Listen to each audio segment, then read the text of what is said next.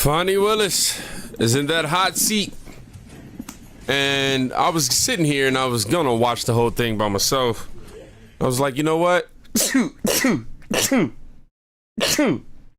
Woo, excuse me. And I was like, you know what? No. I'm gonna go live and I'm gonna watch this. It's obviously happening right now, so I'm just gonna go ahead and skip to the very beginning of it, and let's rock on, man. Oh, look at this. We don't even want to show my video when I go live. Oh, it's showing the wrong screen now. Look, now I gotta. What are we doing? What are we doing? Trying to get my life together, y'all. Thank you for the bless you. I appreciate that. I appreciate that. Let's get to it, y'all.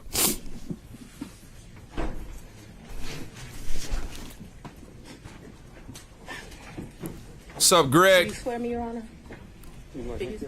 Whomever would like to. We got Deputy Scott. Let's go. Wait a minute. Let everyone get situated, and then we'll go back on the record. Uh-oh. Sir, you have like tissue in here? You know what? I need to give me some water. Hold on.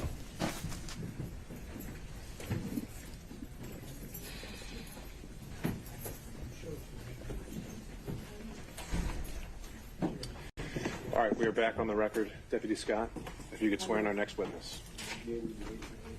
I would, and I do apologize. Anna, if I put them on these sweet glasses after you steal them. So yes, y'all, we have. I swear you can go ahead and swear this. I don't know what to do. Yeah, she does look super nervous, man. I don't know what's happening. Yes, sir. District Attorney Fani, F-A-N-I. Last name is Willis. Y'all, she looking nervous, y'all. How did you know to come into the courtroom right then?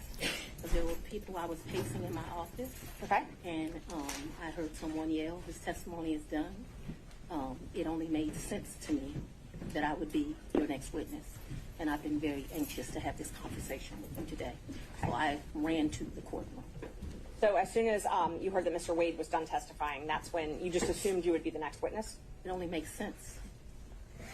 Did you listen to any of the testimony? I've been in my office pacing, ma'am. Okay. Did you listen to any of the arguments? I did hear the arguments this morning. It's ridiculous to me that you lied on Monday, and yet here we still are. And I did listen to that argument. Oh, she still got that demeanor. That was it, just the argument, no testimony. Right, I listened to the argument this morning where Adam Abadi, I thought, did an excellent job pointing out how dishonest you were with the court on Monday, and here I am. Great. So let's just talk about what you did in preparation for today. Did you meet with Mr. Wade at all? Once the motion was filed, did you meet with Mr. Wade and talk to him about the motion that I filed to disqualify you? On this first January motion? Yes. I don't know if you could say talked about. I probably had some choice words about some of the things that you said that were dishonest within this motion. So I don't know that it was a conversation. As you know, Mr. Wade is a Southern gentleman. Me, not so much. Okay, but my question was, did you have a conversation with him? I didn't have a substantive conversation. You did not? I read this motion, skimmed it more so, and I've probably said some choice things to him about some of the lies they were told. Okay. And then printed in the media because, we used to be in a day and time where you had 60 Minutes and people did stories and they verified information, and you had this great reporting. But it seems today that a lawyer writes a lie and then it's printed for all of the world to see. Well, I just want to make sure that you answer the question I asked, though. So my question was... Overruled, Mr. Abadi. I told you what happened. I read the motion. I am sure I told him what my opinion of it is. Okay. And past that, we had no substantive conversation. You did not? Okay. Is there something you didn't understand? No, I just wanted to make sure that... The cockiness, man. A meeting with him in the conference room to discuss the motion. Next question, No. Ms. Merchant. So in the conference room of my office, within this week, you produced some financial document. That financial document was given to me, something, and I'm not even sure who was giving it to him by me or Mr. Abadi gave it to me. And I think he showed me a document in our conference room. But as far as a substantive conversation, I don't believe I've had any conversation with him that is substantive related to this. Okay. I have had conversations with him since you filed the motion, but they wouldn't be substantive to this. He sent me very nice sermons that have been done. And so we've had conversations about, did you listen to that sermon? You know, things of that nature. And I would say they were in relationship to this because I think he did it to be kind. Okay. Let's start back in 2019. Yeah. So you and Mr. Wade met in October 2019 at a conference? That is correct. And I think in one of your motions you tried to implicate I slept with him at that conference, which I find to be extremely offensive. I stayed at that conference. Mr. Wade was my teacher. I did not meet him when he taught the class. I was standing outside talking to Lisa Reeves, who is a judge. Me and her were just having a conversation. Mr. Wade walks up. I think they hug each other. They have some brief conversation. She introduces us. Your Honor, I'm going to object. We kind of thought that when you asked the question, you didn't I mean, you know, it happens. speak, so I object to the speech. Sometimes you get smashed on the first night. I believe she's able to explain her answer. And that's Ms. Merchant, that's okay. I can handle it. Ms. Willis, I'll ask you just listen to the answer, or excuse me, the question, and keep the answers confined to the question as best you can. I think you'll have more than enough ample opportunity on when the state was Well, able it's to ask highly follow-ups. offensive when someone lies on you, and it's highly offensive when they try Judge. to implicate that you slept with somebody the first day you met with them, and I take exception to it. All right. Well, Ms. Willis, she'll have the opportunity to explain all of that when it's the state's turn to ask more open-ended questions. Yeah. Ms. Merchant. Thank you, Judge. So again, my question was, you all met at that conference, though, right? We did. The Okay. meeting, he, as I stated, he taught the class. I did not actually meet him when he taught the class.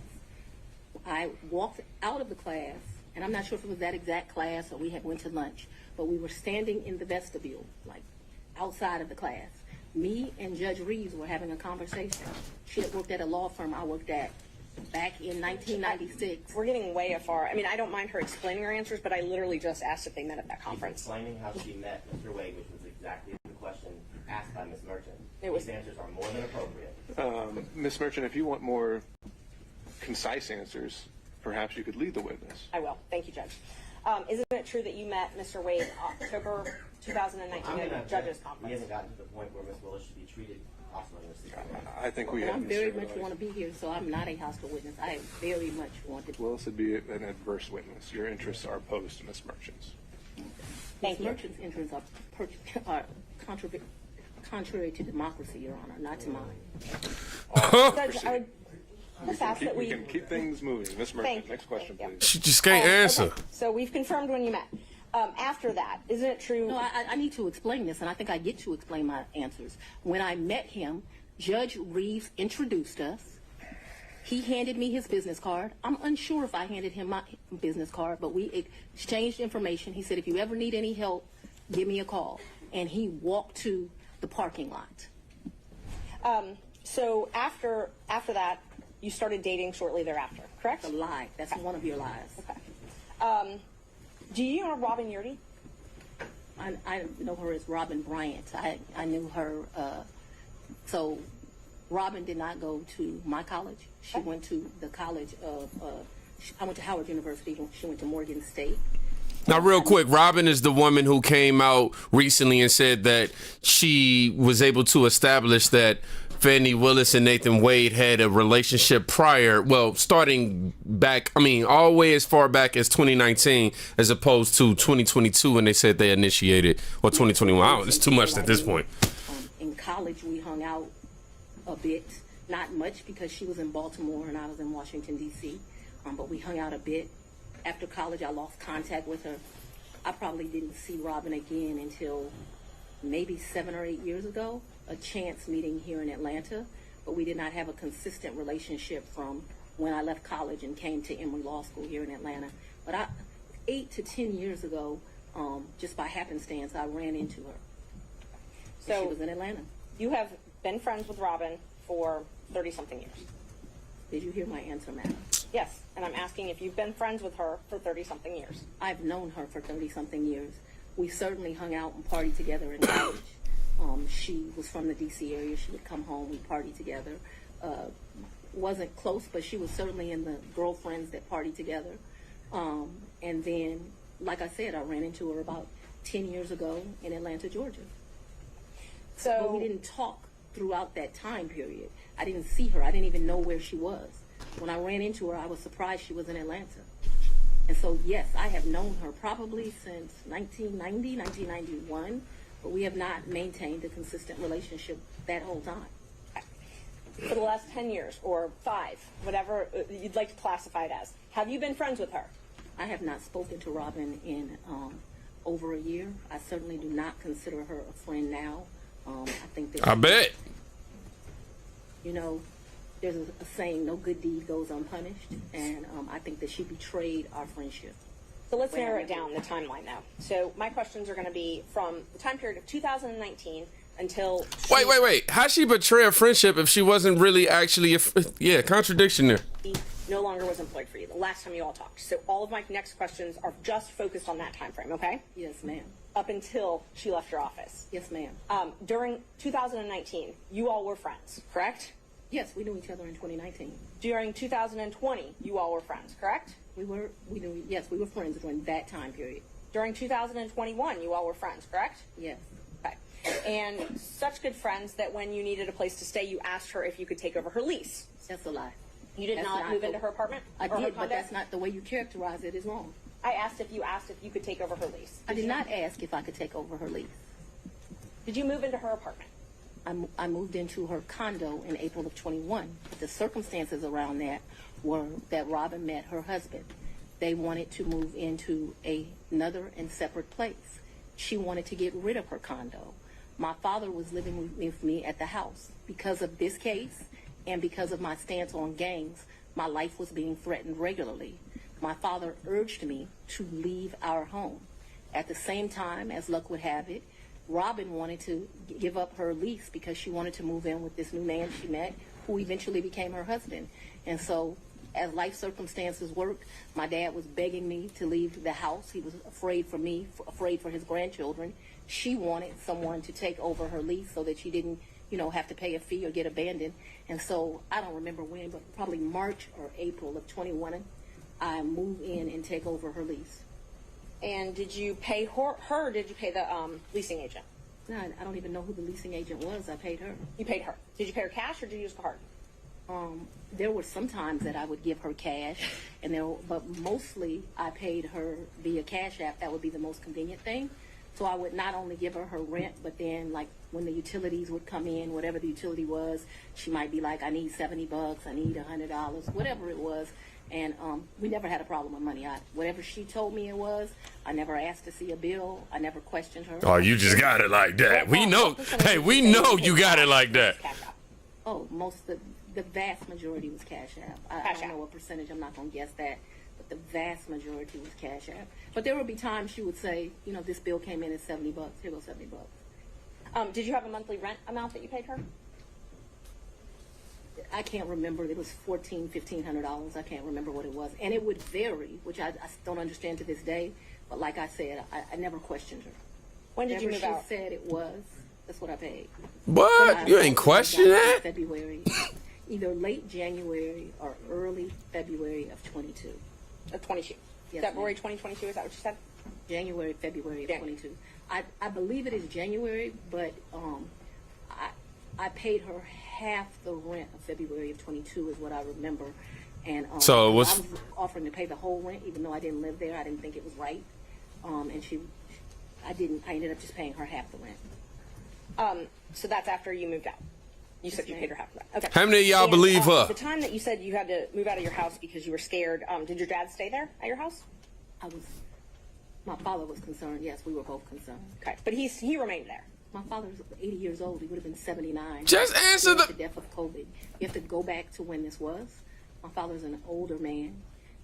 I wanted him to move out. We had some discussions about him moving out, and what he decided was the risk of COVID was more dangerous than the risk of the people that were threatening. Typical man, more worried about his daughter and his grandchildren than his own safety.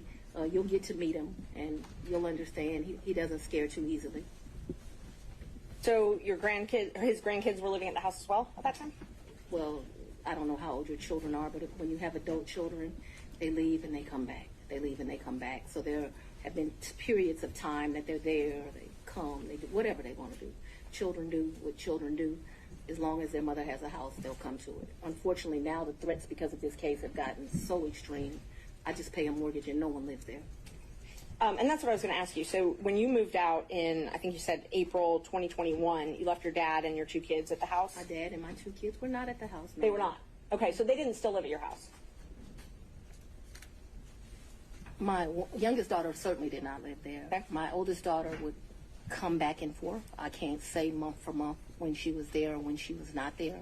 I know that she has been there post me moving out. At this time, no one is at my house. Okay. So at some point after you moved out for the safety reasons, at least one of your children did come Ms. back. Merchant, can we get to either the Yeah. relationship or the Sure. financial benefit? Yes. Let's see. We were back at 2021. So you were still friends with Miss Yeardy then. Were you also friends with Mr. Bradley?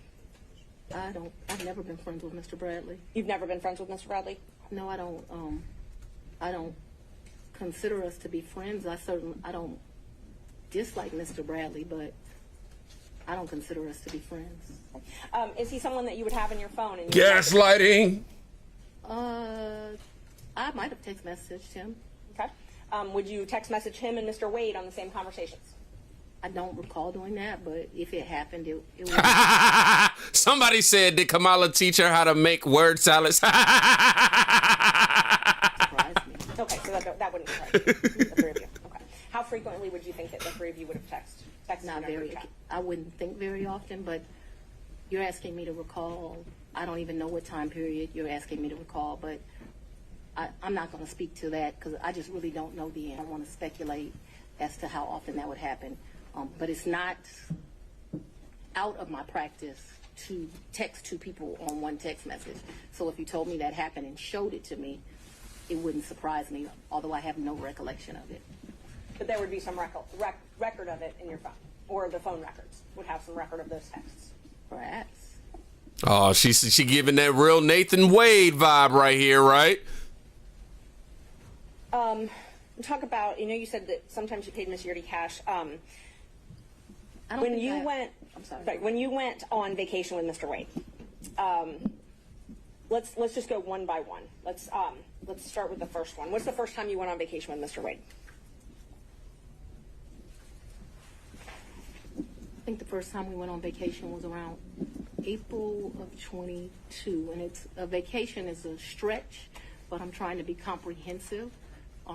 I recall April of 22. His birthday is March the 18th. Oh, That would've been- look, she know her boo birthday though. 49th birthday. I took him to Tennessee for the day. I think we went to a museum. I think we might have stayed the night. I'm not sure, but I mean, It wasn't that good if you don't remember, y'all. I'm just like, hey, all my fellas, take notes. it's kind of hard to call a vacation, but I just am trying to be inclusive. And like I said, I know it wasn't more than a day. Ooh. So you didn't spend the night. I think that we did. That's what I'm telling you. I think that there's a possibility that we stayed that night in April of 22. Who paid for the hotel? I think I did. It was his birthday. And would you have used a credit card? Probably maybe a debit. What happened to the stream? Hold up. What happened to the stream? Hold up. What happened to the stream? And, Okay, here we go. When did you start dating? When I started dating Mr. Wade, it was right around then. April 2020? 22. Yes, 2022. it was around then. I don't know, it's not like when you're in grade school and you send a little letter and it says, "Will you be my girlfriend?" and you check it. I don't know the day that Yeah, these days you go to the ATM and just get the money off and hand him the check. We know. started seeing each other, but it was early 22 is my recollection. Okay, early 22. And you all went to Florida on vacation as well? I don't recall going to Florida on vacation with him. You never went to Florida with Mr. Wade? When we went to get on the cruise ship, we went to Miami. Okay, that's the only time that you went to Florida with him? I think we went to Miami and spent the night. That's my recollection. Now you I think we remember. spent one night so that we wouldn't miss the ship. That's my recollection of our Who paid vacation. for that hotel?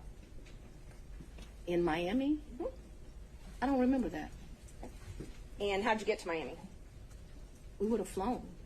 And we've done that, so that I'm clear. We've done that twice. I think one time we stayed, and I honestly can't tell you, did we stay when the ship left or did we stay when the ship came back? I also can't tell you, so there's 2 cruises out of Miami. There's one that's in that October time period that was with his mom.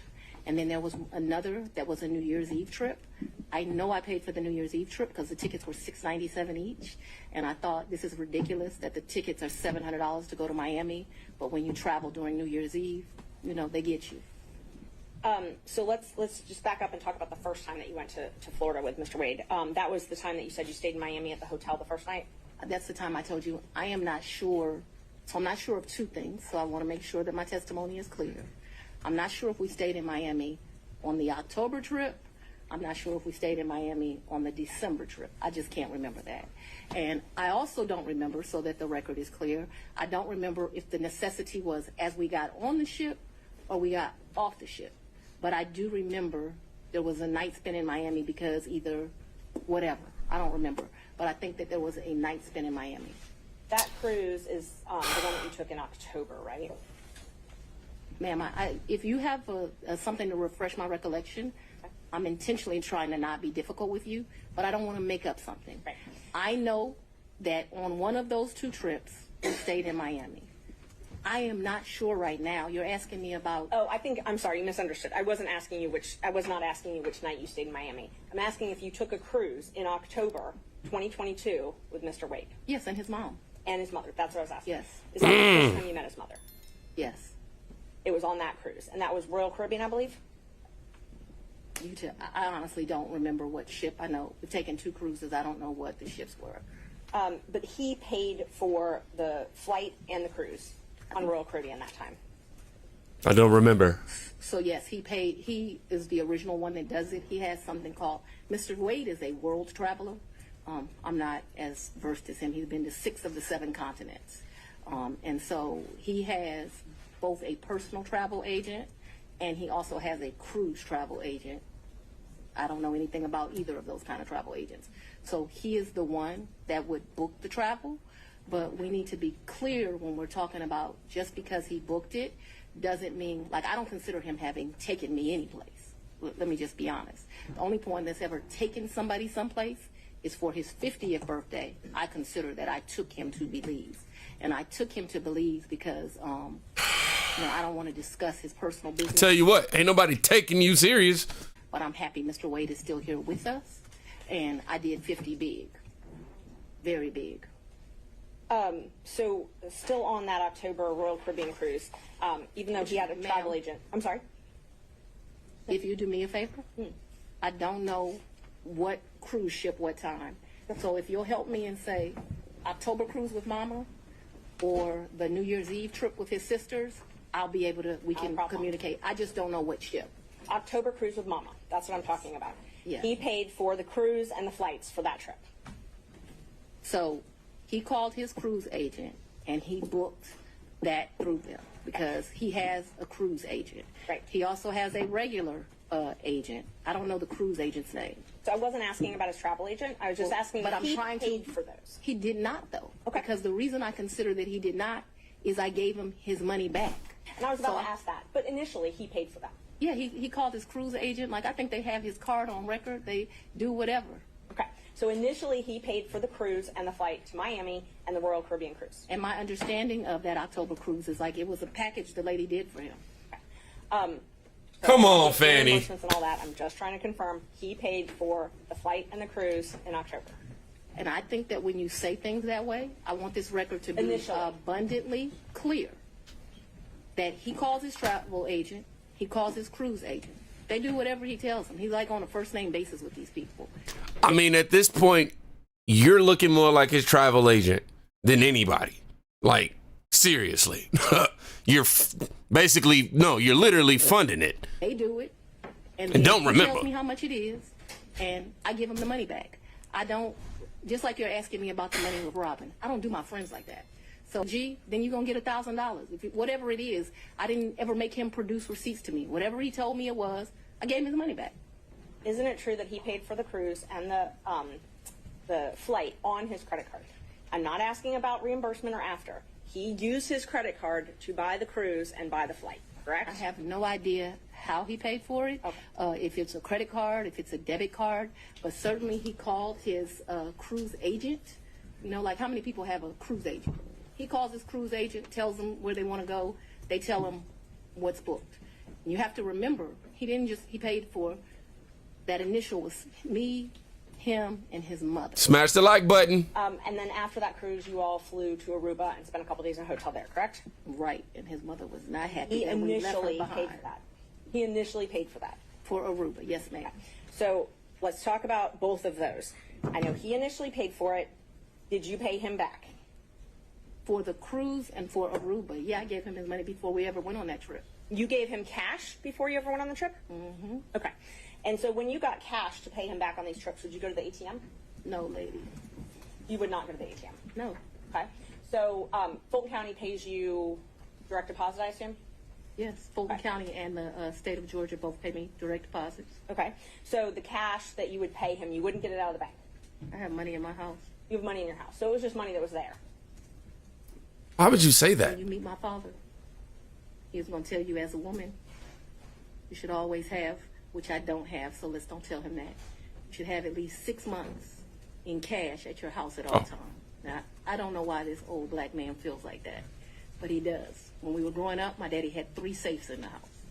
So my father's bought me a lockbox, and I always keep cash in the house. Now, I don't do it to the degree that my father would do it, so he would probably be ashamed with me, but I always have cash at the house. That has been, I don't know, all my life. If you're a woman and you go on a date with a man, you better have $200 in your pocket. So if that man acts up, you can go where you want to go. So I keep cash in my house, and I don't keep cash as good in my purse like I used to. I don't go on many dates, but when you go on a date, you have cash in your pocket.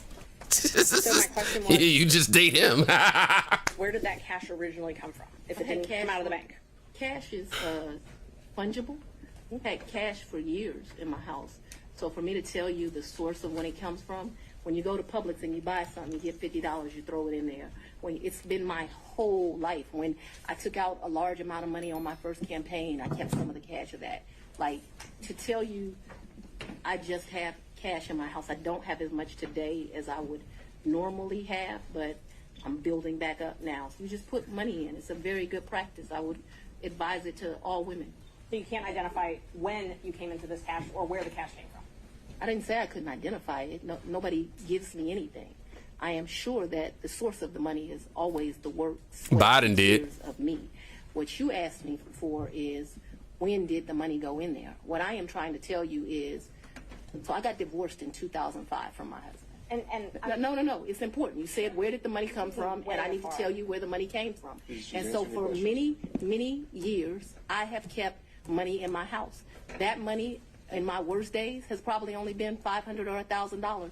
At my best days, I probably had $15,000 in my house at cash. At all times, there's going to be cash in my house or wherever I'm laying my head. The money that you paid Mr. Wade, the cash, in October of 2022, you do not know where that money came from. I do know where it came from. It came from my sweat and tears. Do you know which job it came from? Did it come from Fulton County or did Oh, it came from the sweat and tears. Notice she didn't say blood.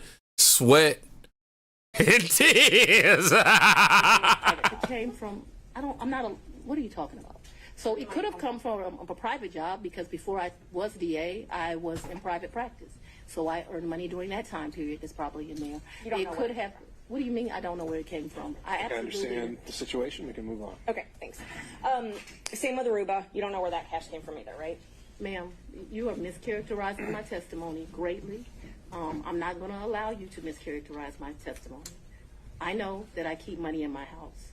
The amounts of money I gave Mr. Wade, it was never that serious.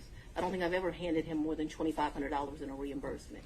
So we're not talking about $20,000 in cash. I don't have $20,000 in cash right now. The most I ever gave him, I know I gave him $2,500 when we went to Belize, because we went to one hotel and then we went to a second hotel. That $2,500 I actually gave him while we were still in Belize. I know that the Aruba trip, the one that you described with his mom, I think I gave him about $2,000 for that trip, for like total. His mom went to Aruba with you? The Aruba trip. So I consider that to be one trip. So we got off of a cruise ship and then we went to Aruba, which is why I cannot remember is that the time that we had to stay in Miami to wait for the flight for Aruba. So I consider that one trip, but we didn't like come back to Atlanta and leave. We flew down to Miami. We got on a cruise ship. We spent a couple of days with his mama. We came back to Miami. When we came back to Miami, either that day or the next day, we flew to Aruba. We spent a few days in Aruba and we came back. That was really one trip. Even though we went 2 places, it was one trip. Lies. So let's talk about the California trip. Napa. Is that when you were moving your daughter out to California? When you all went, or did you have 2 trips to California? My daughter doesn't live in California. Did she ever live in California? I'm not discussing to you the location of my child. So how many times did you go with Mr. Wade to California? Once. And you all stayed in Napa Valley and he paid for the plane tickets and the hotel? He paid for the plane tickets and the hotel. And what did you pay for on that trip? I gave him much less cash that time, probably $400 or $500, and then I paid for a bunch of stuff. I think we did 2 different wine tours that you do, which are pretty expensive. I think I bought him. He likes wine. I don't really like wine, to be honest with you. I like Grey Goose. I bought him She a bottle like to of wine get while we were loose. there, and the sippings that you do. I can't remember how many, like 4 or 5 different places you go. I remember we went to this place that they do pairings. That was the most expensive thing that I think that we did while we were there. So they would pair champagne, chocolate, and caviar. It was a 3, and it was like 3 different things: Sweden, Russia, someplace else. I'll make that up. But that was the most expensive thing we did that trip, and I paid for that. You pay cash? For us doing that? Mm-hmm. Yeah, that trip did not cost me a lot of money. I might have took like $750 in cash on me because we weren't gone very long. I'd only asked if you paid in cash. I don't even know the amounts. When I travel, I always take cash. And is the cash that you keep in your house, or do you keep it at the condo that you were living in? So if the money would be wherever I laid my head. So I wouldn't leave the money at the house. So if I was unclear, no. Money's going to be where I stay. How much did you pay for your trip to Panama? To where? Hold on, you said the money gonna be where you stay, but you also said you don't keep money in your purse much these days. So if you don't keep money in your purse, which is usually the means by which you use to travel your funds, then how make it make sense? Do anybody believe this? If you believe this, give me a thumbs up. If you don't believe this, let me see a clown emoji or a laugh emoji. I didn't go to Panama. I may have the location wrong. I never went to Panama. So Mr. after Wade went to Panama with his frat brother. Oh, he went to Panama with his frat brothers. So tell me about, let's see. So I want to make sure I've got them. I've got Belize. You already covered Belize. You covered the... So let me tell you our real trips. In October, we went on the cruise with his mom. We got back from the cruise with his mom and we went to Aruba. I consider that one trip. Second trip, New Year's Eve, we went on a cruise to the Bahamas. That's the second trip. I want to make sure I get this right. Third trip, 100% on me. I think he might have spent $200 on that entire trip. We went to Belize. That was my trip. That was, his 50th. And then Napa Valley, we went around May. I don't know the dates, but it seems to me like it was close to Mother's Day. And those are the only trips? So that the record is complete, I can remember one time driving to, where were we? South Carolina, and we met my sister for lunch with her man. When was that? I don't know, but we didn't stay the night there. But I guess people would consider that a trip if you drive somewhere and you come back. That was insane because it was like 5 hours to drive. We ate lunch and we drove right back.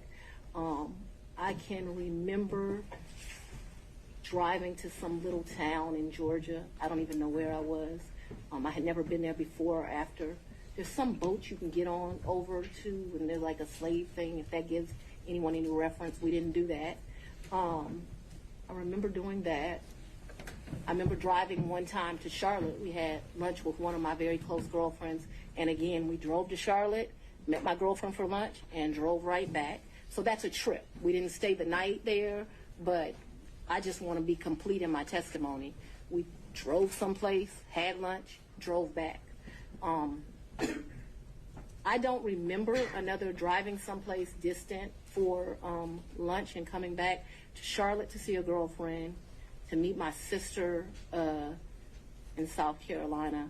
We went by At this point, bro, as my guy just suggested, as Rhonda, I'm sorry, excuse me, just suggested. At this point, they should just own up to it. It's the when I told you about that remote place in Georgia.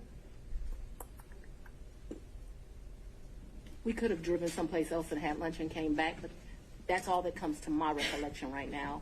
There could have been another place we drove and had lunch.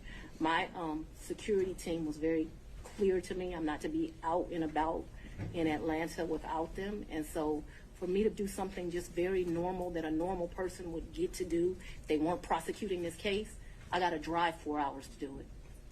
And that's what I was going to ask you. Your security detail, did they take you to and from your house? So I haven't been able to enjoy my home. Condo, I'm sorry. Since And March of where you lay your head? Did they take you to and from where you lay your head? 99% of the time. Would they take Mr. Wade to and from wherever you laid your head? That has never in the history of ever happened, ever, okay? Your security team has never taken him? From my house? That's a lie. That's another. If they've ever taken him anywhere. And I'm telling you that that's never happened. So your security team has never taken Mr. Wade My security team has never taken Mr. Wade from any place where I have lived and brought him here. Never. Not once. Not ever. Have they ever taken the two of you together? To where? Anywhere. Well, we've left this building and gone to lunch, but I go to lunch so rarely that is a very rare occasion. I am sure, and let me be clear, it wouldn't just be Mr. Wade. So I'm sure my security team has taken me to lunch. Probably been a time I've left here 7 o'clock, gone to get something to eat, and I don't even know that they would have taken him or if he would have driven himself, but they've taken me to do that. But we're talking very few, very far in between. Most days I don't even eat lunch, and when I do, it's because my assistant has heated up some bag, something, and I eat through meetings and eat in my office. It's not a practice of mine to go to lunch. During the time period that you were dating, would your security team ever take you two together anywhere? No. Never. If there was a lunch that occurred that I just described, if there was a meal that occurred that I just described, anything outside of that, and it needs to be very No, it has to be Grey Goose. Not often. Once, twice. Because I want to be over-inclusive, I'm saying once or twice. I'm not certain that it happened, but I'd rather be over-inclusive with you. So your office objected to us getting Delta records for flights that you may have taken with Mr. Wade. And, well, no, look.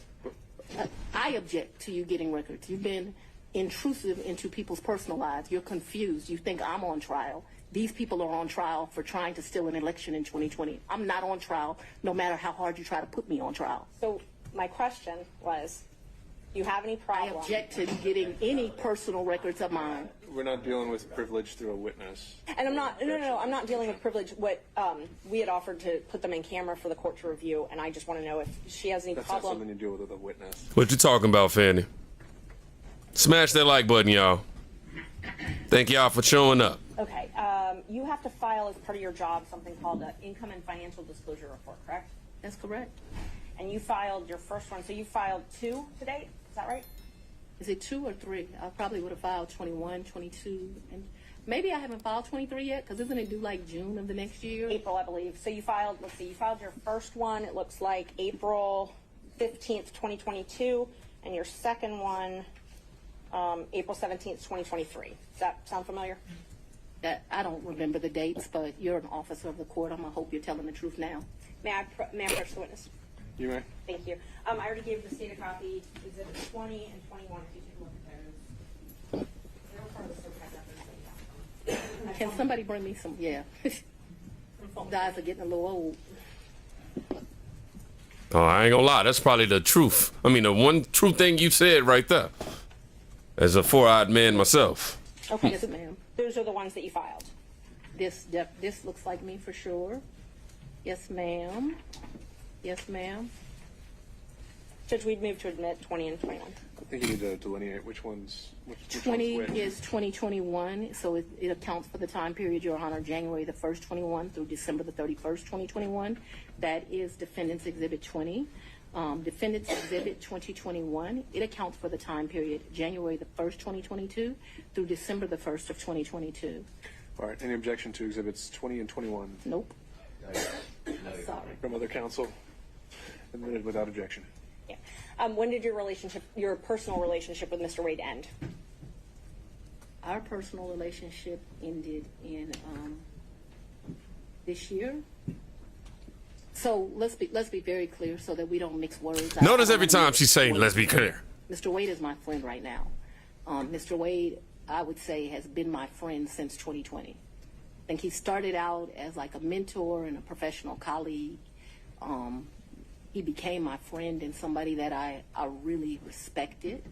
I feel very indebted to Mr. Wade for taking on the task of this job. And he is certainly my friend and one of the people that I respect the most. So if you ask about a personal relationship, I consider myself to have a personal relationship right now, Mr. Wade. I consider myself to have a personal relationship with Anna Cross. I consider myself to have a personal relationship with Mr. Body. I consider myself to have a personal relationship with Andrew Evans. Okay, let me just I'll come back once the BS stop. clarify that. I have a personal relationship with him as we speak right now. A romantic I don't think that's what you're asking. I think that's what Romantic you're asking. relationship. When did your romantic relationship with Mr. Wade end? My- Did it end? Me and Mr. Wade, we are good friends. My respect for him has grown over these 7 weeks of attacks. We are very good friends. I think, but for these attacks, it would have been a friendship that, as life goes, you would have stopped having. I think that you have cemented that we'll be friends till the day we die. Let's. Could we just have an answer to the question? I can handle Mr. Seda. Let's have She it. asked about a personal relationship. You asked when the romantic relationship ended. That's the question. It's sometime in, I'd say late summer of 2023. Ooh, but did Nathan Wade just say they did not know? Ooh, I guess it wasn't good. We don't know. You know, she was good going off the goose. She was loose off the goose. We don't know, man. But I don't believe me in, this is what you're really asking about. This is the salaciousness of all of this, right? No, I'm just when asking you're about your re- romantic relationship. When you stopped dating? Asking. I think that me and Mr. Wade, so he's a man, he probably would say June or July. I would say we had a tough conversation in August. And so that men in relationships at the end of physical intimacy, women in relationships when that tough conversation takes place. And where, when did he come to, I guess, the condo? I'm not sure what you called it, condo apartment. Would he come and stay at that condo or visit you there? I'm sorry, visit you there. What condo, what apartment? I want to be clear. So not your house. I know you classified one as house and one as condo, so I'm trying to use those terms. So but there's been more see, what you don't understand is because of this case, I got to move. And so I Ms. need Merchant, if you to, could ask a more precise question. yes, please, give me the time period. That we're Mr. talking Wade about. visits you at the place you laid your head. When? Has he ever visited you at the place you laid your head? So let's be clear, because you lied in this, let me tell you which one you lied in, right here. I think you lied right here. No. This is the truth. Judge, And this it is a lie. It We're is gonna- a lie. Ms. Willis? You see. Mr. Seda, thank you. We're going to take 5 minutes. Be back in 5. Oh, she got a little hostile, y'all.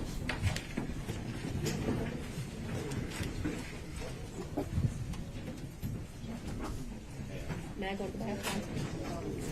All right, so let's talk about this, y'all. We got to talk about this. I'm definitely reading the comments right now. Let's talk real quick while we wait as this proceed. I'm going to fast forward a little bit in a hot second, but do y'all believe anything that this woman is saying right now? Because honestly, I truly just don't. I call cap on all this, you know what I'm saying? We're finding out quite a bit. First of all, you got Nathan Wade saying that they didn't have intersexual relations with that woman. You know what I mean? Real Bill Clinton vibes. You got that going on. But she's over here confirming that it happened. Man, like what? She's playing the victim. Yeah, I mean, you could just see it in her very arrogant tone. She came in real hostile, very assertive and things of that nature. Yeah, man, I'm finna get ready to go ahead and fast forward this. Hopefully they have made it back by now. But I want to let you guys know, please subscribe to that. Make sure you hit that pin, comment, subscribe to my new channel. YouTube has forced me to create a new channel at this point because they will not monetize this channel. I am not making any money on this channel at this point. Just we wrapping up the sponsorship contract and things of that nature. So if it's on your heart, man, if you want to donate, definitely, you know, it's all appreciated, not demanded in any way, shape, or form. But yeah, there's that. But outside of that, the biggest thing, the one thing that I really want you to do today is definitely hit that pin, comment, subscribe to the new channel. You be the judge. And thank you guys. Thank y'all so much for the support. Let me see if we can fast forward this. Let's see if she made it back. Okay, it looked like she did, y'all. It looked like she did. Let me see. Let me fast forward this real quick. But you say, yeah, I want to say thank y'all so much. If you want to know how to donate as well, I'll keep it on this screen right here. You'll see it all right here. But again, not demanding whatsoever. Just having y'all in the building and y'all subscribing to that new channel would be wonderful for me. I'm somebody who willing to work, man. We willing to work. But yes. What up, Jet? What up, Jet? Just fast forwarding so we can go ahead and get to the point. Ain't nobody come here to see my big forehead. Came here to see Big Fani. Oh, okay, hold on. She back.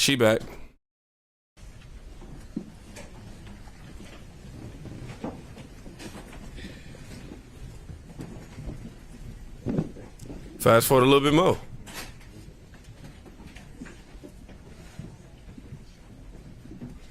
Okay, fast forward a little bit more. A little bit more.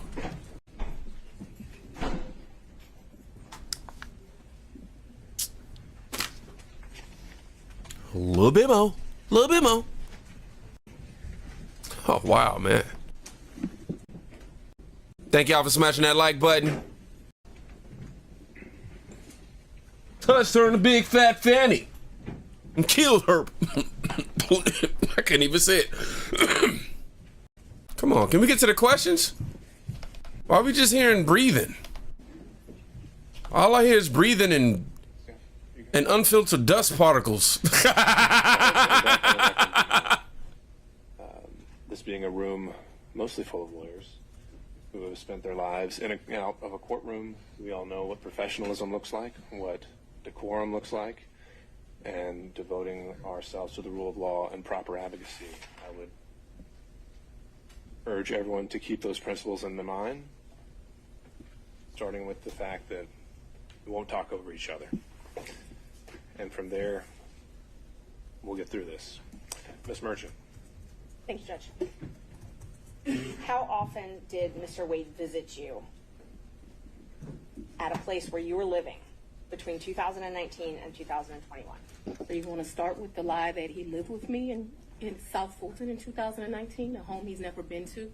That's one lie you told in your document. Judge, I didn't ask her about that. Ms. Merchant, I want you to ask a very precise question. I think she's saying and answering that he did not live with her. So why don't we break that up into smaller parts? And I didn't ask about living. But you put in your, while we're talking about professionalism, she put in 3 different documents he lived with me. Full opportunity to respond. And filed that with the court. In 2019. He's never been to South Fulton. In 2019, I lived in South Fulton. He has never been to my residence in 2019, ever, not once. In 2019, he's never been to your residence, any place. I lived in my home in South Fulton before I started getting the threats that were here, a house I paid for with my own sweat and tears. I'm no longer able to live there. But in 2019, I did. And in the 2 months of 2019 that I knew Mr. Wade, 3 months, the beginning of October, all of November, and all of December, Mr. Wade never came to my house in South Fulton. He came in your house. I lived there in 2020. He never came to my house in 2020, let alone live with me, as you put falsely in these documents. In the first 3 months of 2021, when I could still enjoy my home, Mr. Wade never came to South Fulton, and it is certainly a lie that he lived with me. If I was the prosecutor, I'd be like, well, did he have a dresser? So in 2020, so you said 2019, 2020. Did Mr. Wade ever visit you at a place that you He resided? has never been to my home in South Fulton. 2020 was before I knew that a phone call was going to be made and I was going to have to abandon my home. As a result thereof, he never visited, lived at, came to, or has seen South Fulton. You qualified that with your home in South Fulton. That's where I lived in 2020. 2020, did Is he that ever better? visit you at a place that you resided? Okay. I don't understand. You're going to give me guys. In 2020, I she's- lived in South Fulton. Okay. That's the only place I lived in South Fulton. That's before I had to abandon my home, Judge. All right. And at my Well, home I in think we're South gonna clarify Fulton, this. We'll break it he never came there, okay? So if you don't come someplace, you can't live there. Am I wrote? I wish you would stop talking. I'm sure there's a few people in here who feel the same way. Here's the big. I don't give a fuck. Well, that's, I'm going to have to caution. That's going to be my first time I have to caution. We have to listen to the questions as asked. And if this happens again and again, I'm going to have no choice but to strike your testimony. So, we need to break this down. Ms. Merchant's question, I believe, is asking whether you lived anywhere other than South Fulton. I did not live anywhere but South Fulton, Georgia in 2020. That is before I began my prosecution of this case, and it was my plan to only live there. Did Mr. Wade ever visit you at the condo that you leased from Miss Yurdi? He visited that condo, yes. He did. Yes. Did he ever spend the night at that condo? No. Just visited. Yeah, but he did visit for sure. Did you ever go out to eat together, other than the lunches you talked about, In during 2020? 2019 or 2020? I would think that we probably went to lunch, but it wouldn't have been, let me think, 2019. I'm going to say, I don't know, I'm going to say we probably broke bread someplace in 2019. I don't remember it, but it seems like we would have broke bread sometime in 2019. So I'm going to say yes, although I have no recollection. But it seems to me like I go out to eat and drink with pretty much everyone, so I'm going to say yes. So outside of the vacations that we've already talked about, did you ever go out to dinner with Mr. Wade? I mentioned to you that I'm going to object as to what time period. Like we're asking Boy, very this- vague so questions. much I thought luck. we were treating the witness as hostile under 611. We're no longer doing that. So we're going to go back and forth. We need to be more specific with our questions if we're going to treat her as hostile. All right, Ms. Merchant, it's not so much. I think you can elect between leading and open-ended questions, but I think we are still wondering about, and I think we need to get back on track of focusing on the financial benefit or the relationship. And my next question about if you did go out to dinner, who paid when you went out to dinner? He paid, I paid. You both paid. Okay, so let me be real clear. We didn't say, oh, the bill is $102. You give $51, I'll give $51. I don't operate like that with my girlfriends. I don't operate like that with anyone. He caught the bill, I caught the bill. Whomever. Did you ever pay him through Cash App? No. You only ever paid him through cash? Well, yes. We're talking about, I'm very confused You've now. never like, given Mr. Wade money through Cash App. No. The only money you've ever given him outside of a contract is cash. I didn't give him money in a contract, so that was cute, but I didn't give him money outside in a contract. No, we're going to answer it since you said it. He worked more hours than he was paid, and the county paid him for the work that he did. So don't be cute with me and then think that you're not going to get an answer. And I will ask you about the contract in a minute. I asked you about cash. Did you ever pay him anything? And I'm trying to qualify my questions. I'm not talking about the contract with Fulton County that was paid. I'm not talking about that. I'm talking about outside of that. Did you ever pay him anything other than cash? I've only given him cash a few times in the course of what we're talking about. So you've if never we used would your go to credit card? dinner, Let her finish her answers. if we would go to dinner, I wouldn't give him cash because he paid for dinner or I paid for dinner. I've given him cash only a few times in life, probably 4. Okay. probably the most money I've ever handed him is $2,500. The least amount of money I've handed him, probably between $500 and $1,000. You never wrote him a check? Ma'am, I don't have checks. Okay. So you have no proof of any reimbursement for any of these things because it was all cash, right? The testimony of one witness is enough to prove a fact. So my Are you question was, telling do me you that have I'm any lying to you? proof? Is that what you're intimating right here? I'm asking if you have any proof that you paid him any of these The monies. proof is what I just told you. You have no written proof. Is that correct? So I have some, probably some transactions like in Belize. I probably spent $500 on my card in Belize. I spent $900 on each of our tickets to go to Belize. I did the $700. I probably got some minor expenses in Aruba that would be on a card. But for the most part, for those trips, other than, so the 2 cruises, I gave him money for those before we ever left because they were pre-booked. Let me answer. Well, the Do question any was if of y'all you had believe written this? proof. And so I've answered you that I've had written we proof. can move for- to the next question. If you've answered if you had any written proof, and that was my question.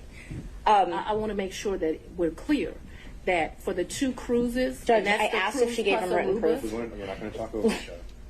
Ms. Merchant, she answered your question, so we can ask the next question. Ms. Willis and Ms. Cross will have plenty of opportunities to let you clarify your answers when it's her turn. Thank you, Judge.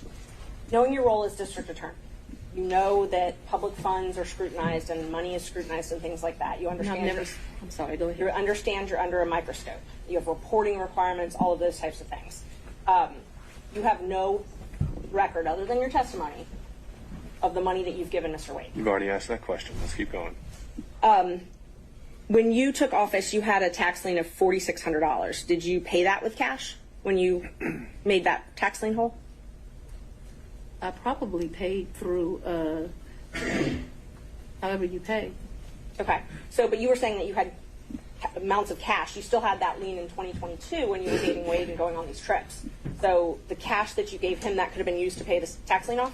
You gonna tell me how to pay my I'm going to bills? object. This is not relevant as it relates to why we're here today.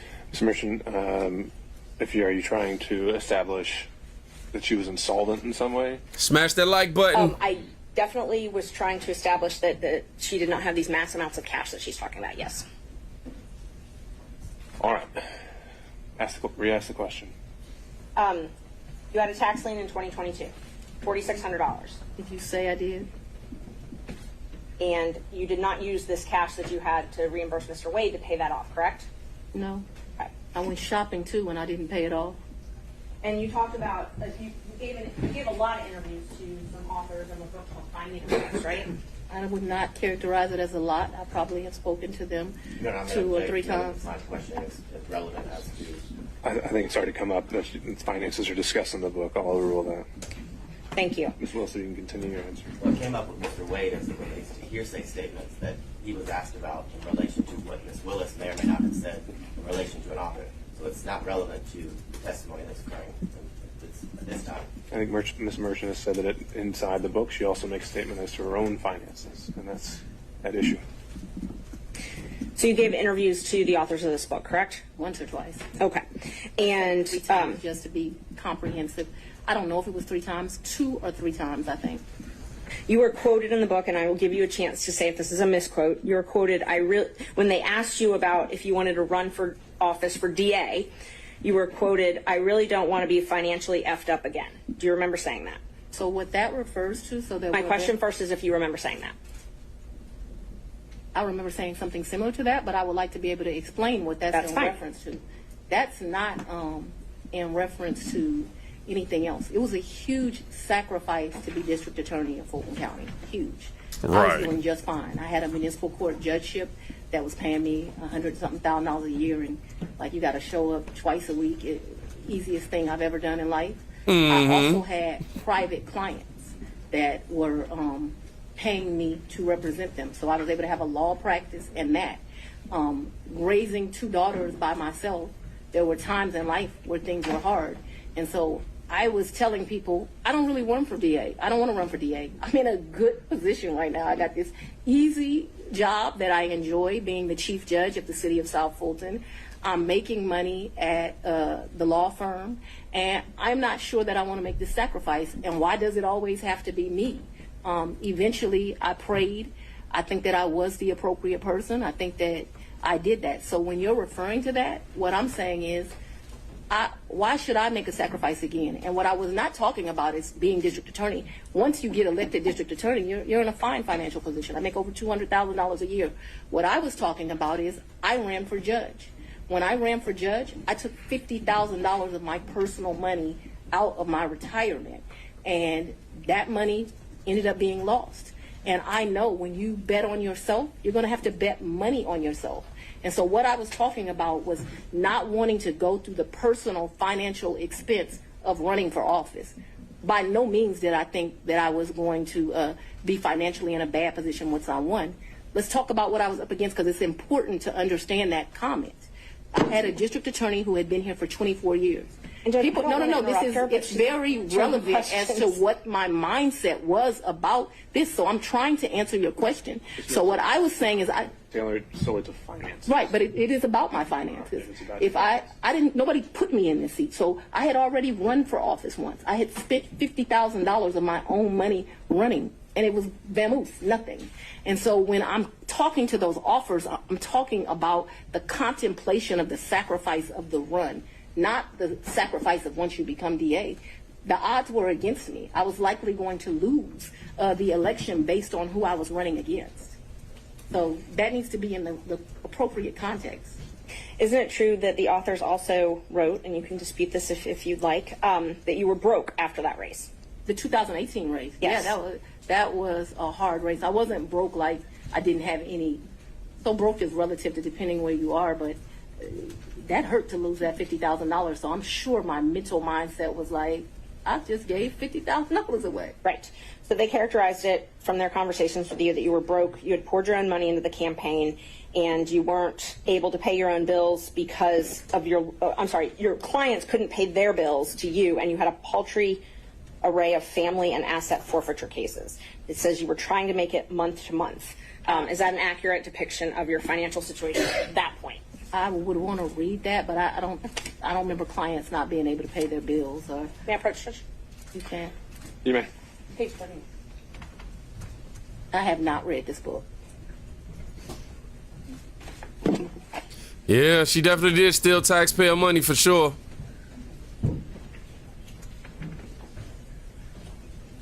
You said Nathan said that Fanny was a little freak. Why? Because she like to get loose off the goose? Her ex-husband Fred had run into a financial. I have no information about that.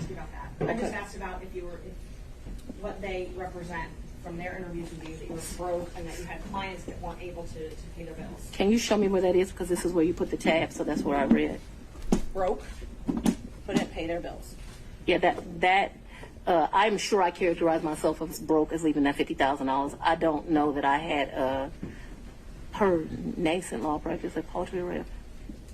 Well, you just I didn't have. Ms. Merchant. I didn't. I thought I had a law practice. So this is not correct. I'm sure it's just I didn't have any asset forfeiture cases. So I had one case where they had took one of my clients' money at the airport. I don't know if that's what they're. I don't know. Paltry rate. I did have family law cases. I guess that's what they're talking about. And clients who couldn't pay their bills ain't clients. So no. So my question was just if this was a fair and accurate representation where it says you were trying to make it month to month at that point.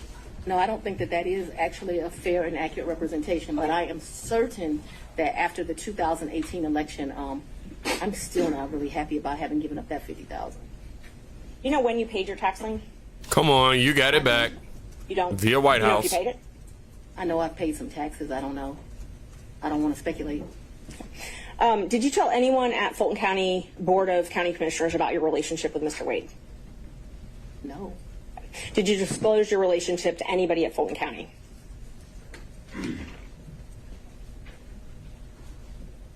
No, I don't think so. And as the Chief Law Enforcement Officer of Fulton County, I assume that you're familiar with the county code and ordinances? I've said we're not going to cover that in this hearing, Ms. Merchant. I'm sorry, Judge? We said we weren't going to cover the county regulations. Okay, and I won't. Let me ask you this then. So are you aware that you're required to disclose any relationship with someone that you contract with in Fulton County? I'm going to object to the court prior ruling that you made this morning. You made Would this be different because it's a potential for impeachment? Yes. What did you ask me? Ms. Merchant, if you could re-ask the question. Okay. Are you aware that Fulton County requires you to disclose any relationship with someone that you're doing business with? I'm not aware, and I know often that things are confused with state constitutional officers in county, but I'm not aware. Okay. So it's not your, so it's your understanding that you don't have a duty to disclose the She's relationship? answered that question. Let's keep going.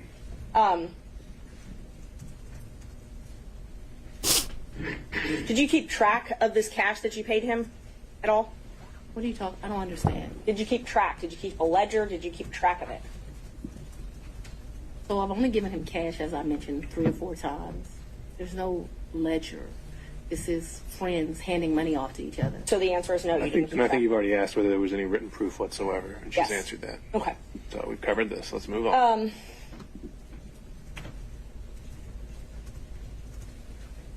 That don't make no sense, man. This is nothing but BS, y'all.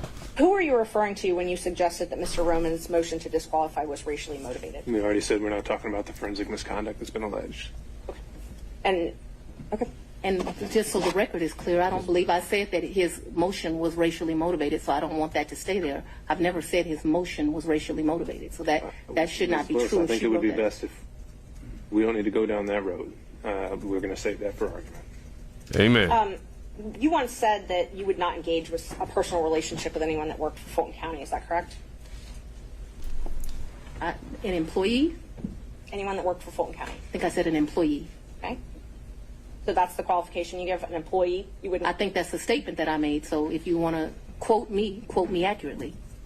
So it's your position because Mr. Wade was not an employee, or it's your position he wasn't an employee, correct? Mr. Wade is not an employee, and he will tell you that over and over again. Just one moment, Judge. Oh, gosh. Anybody believes Fanny? Thumbs up. If you don't, I'm sorry. clown emoji. Make sure I accurately quote you. What you said was you won't sleep with people who work under you. Do you not consider Mr. Wade working under you? I consider Mr. Wade to be an agent. Agent?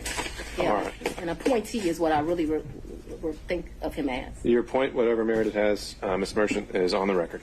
Next question. All right. Do we need any moments in a minute? Mr. Sadow. No, I'm ready to go, Your Honor. All right. Let's get it. We got somebody else pulling up, y'all. Thank y'all for smashing that like button. Thank y'all. I'm going to try to ask you questions that you can actually answer Ooh. without having to explain, okay? Yes, sir. My comprehension skills are pretty good, so we should do all right. We shall soon see. If I heard you correctly, you moved into what I will refer to as the Yurti condo in either March or April of 2021. Is that correct? Sometime between late February and April. Yes, I don't. Just so we're clear, yes. But in that time period, you're in the ballpark. We're in the ballpark. And is that Yurti condo, would you say that it is in Hapeville? It is in Hapeville, yes, sir. And you moved in there for safety reasons? My father, yes, I moved in there. We were concerned. My father was terribly concerned about me continuing to live at the house. And so they were clear. People came to my house at 5 o'clock in the morning about the police brutality cases, saying I was going to have a wake-up call. There were security threats due to gang cases, and there were concerns due to that was at the very beginning of this, looking into that. And so for all of those reasons and what was happening, my father wanted me out the house, and begrudgingly I left. Okay, so the answer to the question was a yes for safety reasons. Right. Correct. Like, just answer yes, bro. Like, ugh. Those were all of the things that caused the safety concerns. I'm sorry. I'm not questioning whether they are or are not safety concerns. I just asked that you moved into this condo, the RT condo, Right. for safety reasons, right? Yes. Okay. At the time that you moved into the condo, be it from February to April of 2021, Yes. Was your father still living in your house? Right, because my father. That's yeah. all I ask you. But I get to explain the answer, sir. I don't know if there's an explanation. If I ask you, was your father still living at your house, the answer is either he was or he wasn't. Yes, but you are going to get to argue at the end of this, as we both I'm know. not going to argue And so anything. I'm going to ask. To be able to explain why. I'm going And so, to. yes, because my father is an older gentleman, he was worried about COVID, and he stayed. Ms. Willis, I'm going to have to say that's second time. Yeah, the judge is definitely letting her hang herself at this point, because, I mean, he's letting a lot Put a slide. pause. We stop testifying, okay? You'll have a chance to explain yourself. The question was whether your father was not staying there at the time, and you're clarifying that in your answer as well. You can have a brief clarification, but it shouldn't be something that reaches well beyond the question. All right, Mr. Sadal, you can re-ask the question. We'll see where it takes us. Okay, thank you, Your Honor. Was your father still living in your house at the time you moved to what I would refer to as a Yurti condo? Yes, sir, he was, due to his concerns related to COVID. Okay. The safety concern was that there was potential danger at your house. Is that correct? Yes, my address had been exposed, so yes, there was concern about potential danger at my house. Okay, so anyone staying at your house in the time period after you went to the Yurti condo was still in danger, correct? Yeah, what? No. He did. I think you have to. It's your attorney, Ms. Willis. Sorry, Mr. Potter, your objection is speculation Yes. to the question of. Speculation. Of course, anytime she rambles like that, she's definitely trying to get sympathy from the people. Just the same way that she went to the freaking church and lied to them people like that. Whether someone was still in danger at her condo. I can. Just let her answer the question. Or Mr. Sadal wants to rephrase. No, I'm not sure. I was able to I've got understand it. I've got the objection, and then I have. I'll withdraw the objection. You can move forward. Okay. So, and I remember the question, so I can answer it. Well, you can now that the objection's been withdrawn. Can you try to answer that question? Yes. There's still a safety concern I was- for people staying at the house. Yes, I was very concerned about my father still living at the house. However, if you have dealt with an older gentleman, he was not leaving the house, despite my urging him that I thought he should leave as well. He did not want to leave the house because he was particularly worried at his age about COVID.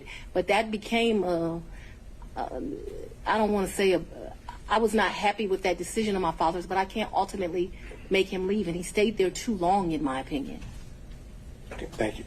During that period that you left to go Irrelevant, to the for sure. condo, did any of your children stay at your house?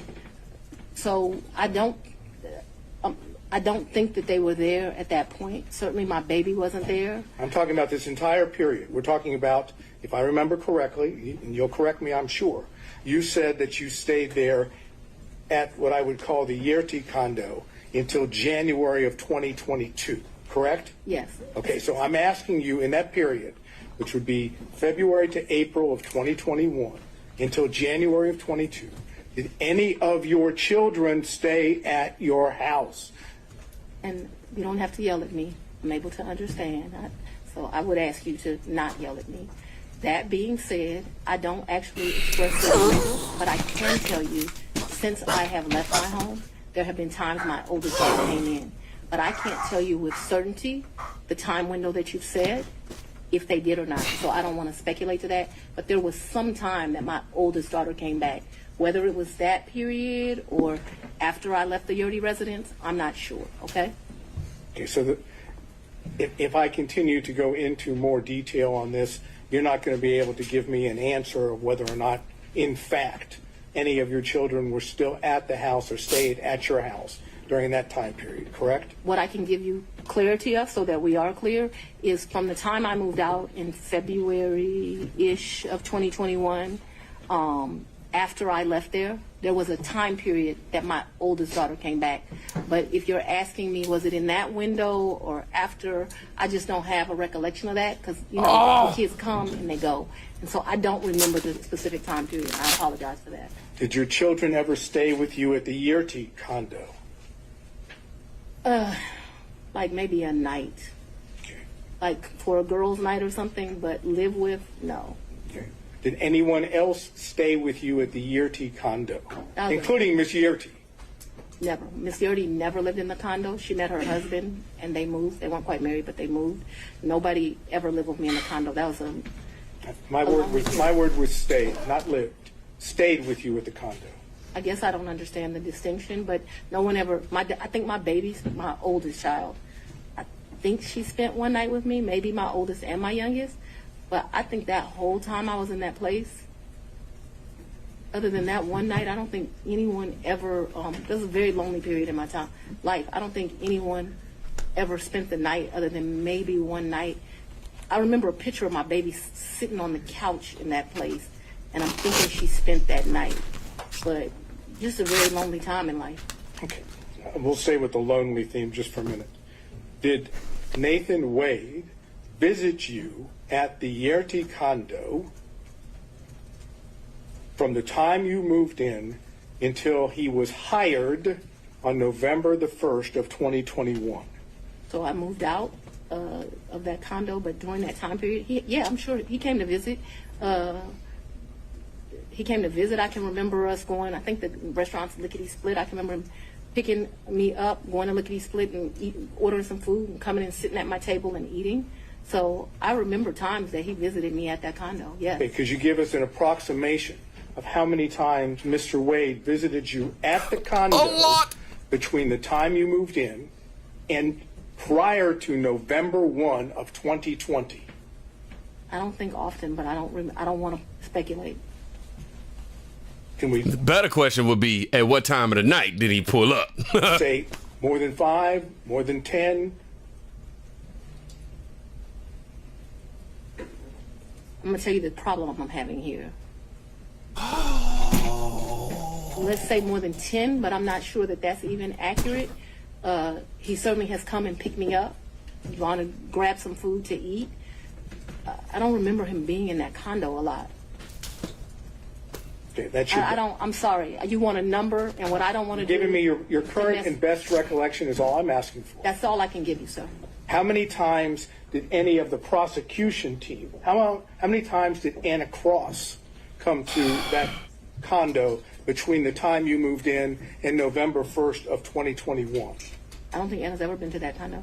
What about any other prosecutor that's involved in the prosecution of this case? I don't think any of them have. Just Mr. Wade. That's correct, sir.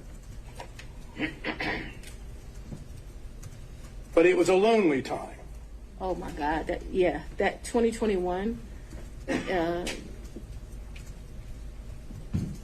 I have a lot of guilt about this time period in my life. Let me tell you why. But yes, it was a lonely time. Okay. I was very appreciative to the citizens for giving me this responsibility and this duty. But what I very, very quickly learned is that this is a very isolating job, and 2021 was a lonely time. I turned 50 in 2021. That's probably one of the worst birthdays I've ever had. I spent it alone. So I have a clear recollection of 2021 being lonely. Okay. Did Mr. Wade ever visit you at the condo, the time period I'm talking about, prior to November of 2021, when Miss Yurti was at the condo? So Miss Yurti and me, we didn't share the condo at the same time. So the answer would be no. But we never stayed there together, so it's an Oh, I'm saying- impossibility. It's an impossibility. Yeah. Okay. Now, Miss Yurti, because we need to get clarification on this. Miss Yurti stayed in that place. There may have been a time that me and Mr. Wade visited, like went and saw Miss Yurti, but me and Miss Yurti never lived there together. Just so we're clear. Well, maybe that was clear, but I'm going to have to try again. Okay. Was Miss Yurti still living in the condo when you moved in? Not a day. Okay. So what That I'm was another talking, misrepresentation in this. We never lived together. I never lived with Miss Yurti. my question though, I'm trying to understand Okay. that after you moved in to the condo, Miss Yurti she was out of the condo, right? She got a house. That's all I'm asking. She's not in the condo. We never stay, Miss Yurti and I never stay a day together in the condo. All of her stuff was out of the condo, and all my stuff, some of my stuff, not all of it obviously, was moved into the condo. So we never stayed there together. No, sir. All right. So when I asked you about Mr. Wade visiting the condo when Yes. you were staying there. Yes, Ms. Yerty wasn't staying there, correct? that would be correct, yes. She wouldn't be at the condo, correct? No, she would not have been. It would be you and Mr. Wade alone at the condo, correct? Yes, That is, there weren't any other witnesses to Mr. Wade and you at the condo, correct? yes. No security, none of your security I detail. don't object. She said it was just her and Mr. Wade. You made your point, Mr. Sadow. Let's move on to the next one. Yes, Your Honor. Who in the prosecution team, prior to, I guess, the motion being filed by Defendant Roman, who in the prosecution team knew of your personal relationship, and now I'm talking romantic, with Mr. Wade? So, sir, I am extremely private. All I ask No, no, is no. who knew. It's not. If the answer is no one knew, that's fine. No. I ask you who knew. You answer, me just tell answer you it and this. then explain this, Willis. I am very private. When I supervised Mr. Body and Mr. McAfee, they didn't know who I was dating, but I can assure you I was dating somebody. So that I kept something private, that's my private life, is not any mystery to anyone. It's like a woman doesn't have the right to keep her private life private. And I'm speaking on this because there have been all these intimations. You still haven't answered the question, Ms. Willis. I'm sorry, what was the question, Your Honor? Is there anyone else who knew about it? And then you can explain. I don't know. I don't think so. I Robin certainly did. didn't, go out telling my business to the world. Okay, so, the best of your recollection, you didn't inform anyone on the prosecution team that the individual that you had chosen to lead the prosecution team had a personal relationship with you. So I Is that think correct? That's inaccurate. Your question is inaccurate. What? You stated that the person I chose, we had a personal relationship. So we had a friendship. We have all these distinguishing factors. Remember, when I chose him in November of 21, first of all, let's get this straight. Mr. Wade was not actually my first choice. That's no insult to him. Your Honor, no, I it is don't- you because of the way you phrased the question. You said Every time she say, "Let me get this straight. Let me get this clear, bro." Ugh. when I chose him, I didn't inform people of a personal relationship. We have defined personal as romantic. It is an inaccurate way to state the question. Then I will as- certainly restate it so it is very accurate. Okay, and please do not yell at me. You hired Mr. Wade for the first time on November 1st of 2021, correct? November of 2021, yes, Okay. sir. Your testimony is, whether one accepts it or not, your testimony is that at the time you hired Mr. Wade, there had never been a romantic relationship with Mr. Wade before you hired him, correct? Yes, my testimony is that we were very good friends, but we're talking about a sex, so let's just don't. Well, No, I'm not talking about, I'm saying romantic relationship doesn't necessarily have to be just sex. Well, It can I be don't- dating, it can be holding hands, it can be any of those things that one might call romantic. I'm asking you whether or not prior to November 1st of 2021, there was a romantic relationship with Mr. Wade. That's very simple. It's either a yes Or no. I don't consider my relationship with him to be romantic. So no. That's fine. Now, we're beyond November 1st of 2020, Yeah. 2021, excuse me. I understand your testimony. There was no romantic relationship with Mr. Wade until early in 2022, whether it be January or February or March, early in 2022, correct? I would say sometime between February and April. Yes, sir. All right. Now I'm asking you about that time period when it became romantic. Yes, Okay? sir. Thank you. Okay. You didn't see the need, if I understand, to tell any of the people on the prosecution team when you had established a romantic relationship with Mr. Wade that the lead prosecutor, that is the man that was basically giving orders to others, was dating or having a romantic relationship with you, correct? I'm going to object to relevance at this point, Your Honor. Mr. Not Sadow, relevant. Just to prove what we're attempting to show that there is an issue on the credibility about the relationship. The failure to have informed anyone on her team that she was having a romantic relationship with the lead prosecutor, I suggest gives rise to that inference. That's the relevance. The inference that that they were concealing this because it was not as it's been characterized to the court, and that in fact it started earlier than what they say. All right, overruled. Mr. Sadow. I just want to make sure that we're clear. Visine clear. At least 2020, me and Mr. Wade were friends. At least that time period. Okay, I'm not talking Okay, about. so no. I want to be clear because my credibility is being evaluated here, right? We were friends. We hung out prior to November of 2021. In November of 2021, I hired him. I do not consider our relationship to have become romantic until early of 2022. Because I don't know a date and time, I'm saying sometime between February and April of 2022, and very early April of 2022, because I know that trip that I discussed with you was like the first week of 2022, that the relationship had become romantic. I hope that answered your question, but I can't have it where, we're saying something differently. All right, so you've established the timeline as you put it. The question originally was, at that time, did you tell any other prosecutors? I never tell people at work who I'm dating. All right, Mr. Sadow. Okay. Did you take any trips to D.C. with Mr. Wade? Never. Did you take, okay, so you have no, what I would call personal trips or business trips to D.C. with Mr. Wade? I never went to D.C. with Mr. Wade, personal, business, otherwise, never.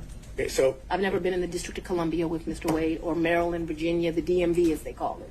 So as I understand it, to be clear, any trips that you would have taken to see D.C. That was a pretty clear answer. Huh? That was a pretty clear answer. She just said no. Twice. So do you have a variation or something new to bring up? Yeah, right. Biden was there. We know. I'll ask it and we'll see. Did you take trips to D.C. that were non-business during the time period that this case or this matter was under investigation? I'm going to object as to relevance as it relates to the matter that we're here before Your Honor. Colluding with the. The question already asked is, take personal or business trips. She said. But that was with Personal Mr. or Wade. business. That was with Mr. Wade. This I asked her alone whether she took. Okay. What's the relevance? And what would be the relevance of that? I'm trying to understand whether or not we have an ability to show a personal trip in which Mr. Wade is there at the same time. I understand her answer. Okay? I understand her answer, but we have documents, we have records that. Your Honor, I'm going to object to the documents that they. Well, this could be something that's maybe not part of the record yet, but if he has I think there have been other things discussed in this case, and they have evidence that Mr. Wade may have been in D.C. at the same time. If you want to ask about that exact specific date, Mr. Sadow, you can do that. I would reference to the court that was not asked of Mr. Wade. Anything about any trips to D.C. Sure. And so that's going to limit its merit and impact on credibility. So, Mr. Sadow, ask the question. So, I understand your testimony is you never took a trip to D.C. with Mr. Wade. That's correct. Personal or business. that's correct. Were you ever in D.C. at the same time as Mr. Wade? I was not. On personal or business? No, me and Mr. Wade have not been to D.C. at the same time. However, since Mr. Wade has been on this case, he's been to D.C. Since Mr. Wade has been on to this case, I've been to D.C. What has not happened is we have not been in the District of Columbia at the same time.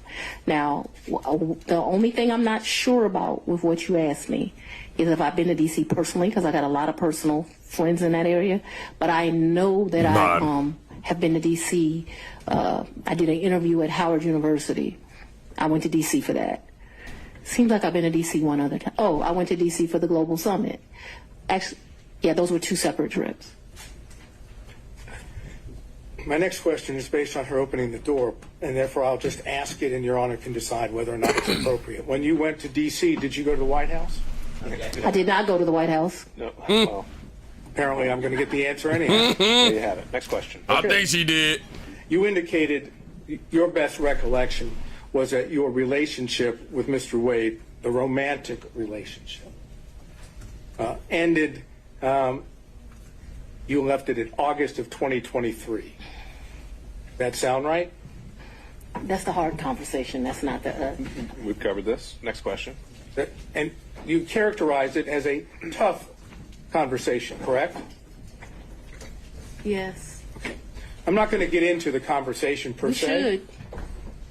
Well, if he doesn't want to, we won't go there. So, Mr. Sadon, next question. You know, it's kind of hard to say no when you've got that opportunity. But all I'm going to say is, was it pre-indictment in this case? So, We know the timeline that the indictment was delivered. okay, Well, but actually, and so that I'll we're give you clear, that. the Okay. physical relationship ended pre-indictment. And is that when you were talking about the tough conversation? But I'm not sure that the tough conversation didn't happen until after, but the physical relationship. So I'm sure if you ask Mr. Wade, because he's a male, he would say we ended June or July because physical contact ended then. Just in my mind, being a woman, it's over when you have that like hard conversation. I just think women and men think differently.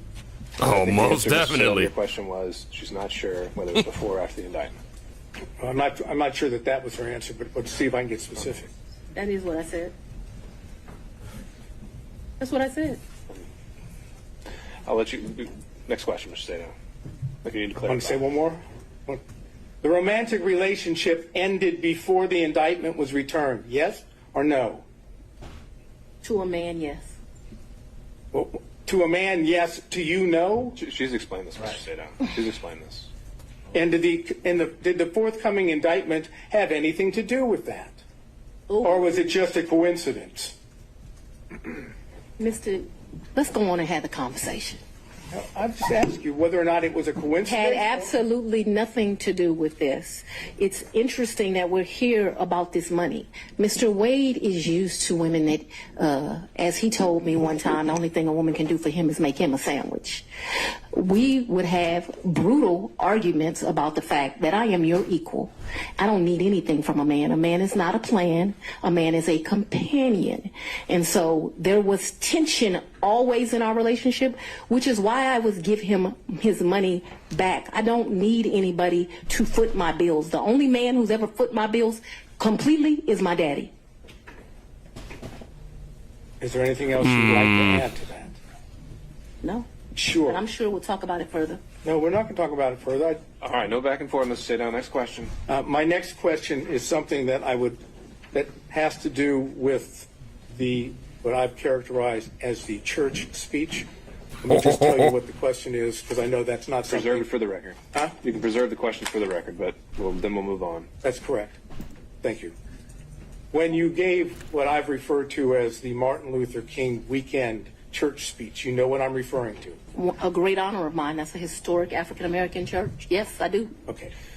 Did you have handwritten notes with you that you were reading from during the speech? And on second thought, Mr. Sadon, because you might have a number of questions about this, why don't we just bullet point what you would want to cover on this, preserved for the record, and then we'll move on to the next topic. Man, this judge needs to grow a pair, bro. I ain't gonna lie. Okay. Since I had laid out before that the forensic misconduct isn't a So subject do of the I evidentiary not hearing. get an answer for that? That's right. Okay. Did you read your speech? Well, no, Mr. Sadon, for everything related to any forensic Oh, you just want me to misconduct, stay out of it now? We're just not. We can do it in a bullet form if you just want to cover what you would have asked, but it's not in a question and answer format. Okay, so I should do that at this point or do it Sure. when you're ready? We can do it right now, so it's fresh on I'm your going to ask her about, did she prepare the speech? Did she have notes on the speech? Did she read the speech? When did she do this? When did she write the speech? Who was she referring to when she was talking about others? Who was she referring to when she said they? Who she was referring to when she spoke in terms of their, that is, their, I would love to answer those questions. Well, Ms. Willis, you can certainly do that in some other format, but for today, that's what we decided we're not going to cover. Who was she talking about that was playing the race card, and why she didn't tell the people at the church that she had had a personal / romantic relationship with the, all due respect the way it was characterized, the black man that she was referring to, and was the black man she referring to was at Mr. Wade. Okay. That's that area of inquiry. Noted for the record, Mr. Sadow. Next topic. Okay.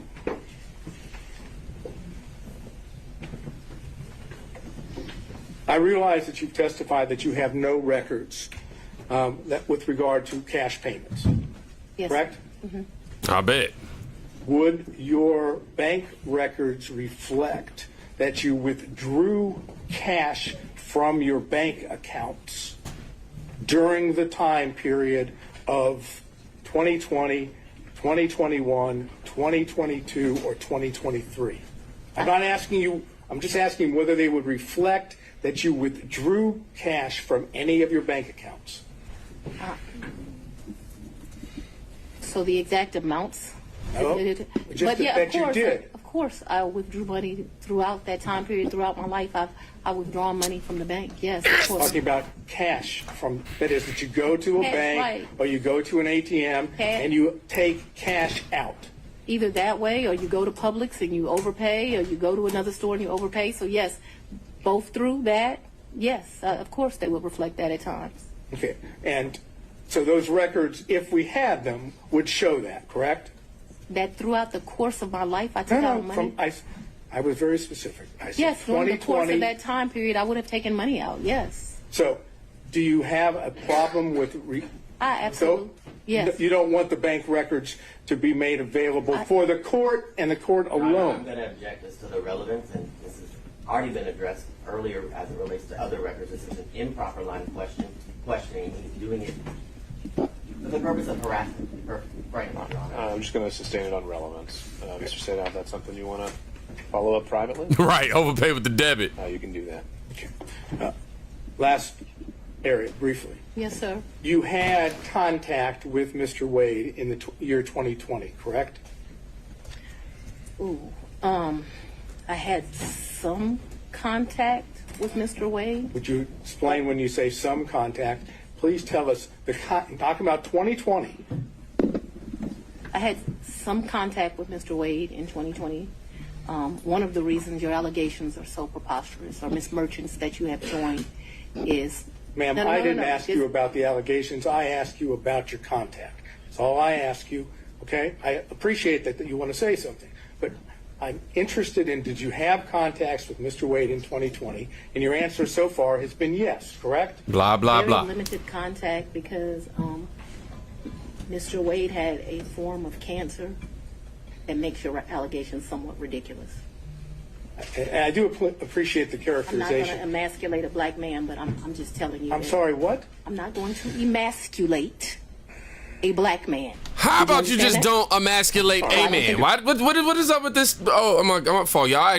She done pissed me off so bad. Y'all looking at me. I feel bad for y'all looking at me. My fault. Back on track. That's Mr. Sadow, next question. Trying to, Your Honor. Would you tell us on the occasions in 2020 that you had contact with Mr. Wade? Why I gotta be I'm about sorry, race? I thought I had answered that. Yes, sir. There were times in 2020 I had contact, but 2020 was a year I was running for office. It was a year that he was going through some serious medical issues, and I did not have much contact, but I certainly had contact with him in 2020. Did you It go wasn't- out to eat with him? Maybe, probably.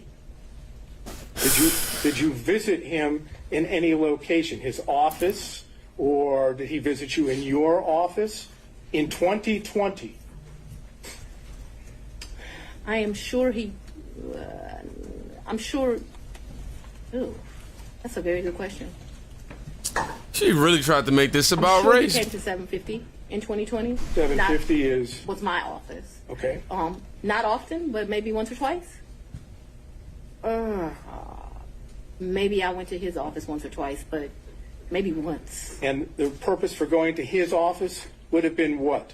Maybe we would have went to Mellow Mushrooms for pizza, or maybe he would have come for lunch. I'm sure we went by each other's office though, but not often. Not But a you lot. don't do lunch. We both grinding, trying to make a But living. I understand what you've said about the cancer, and I'm not going into that.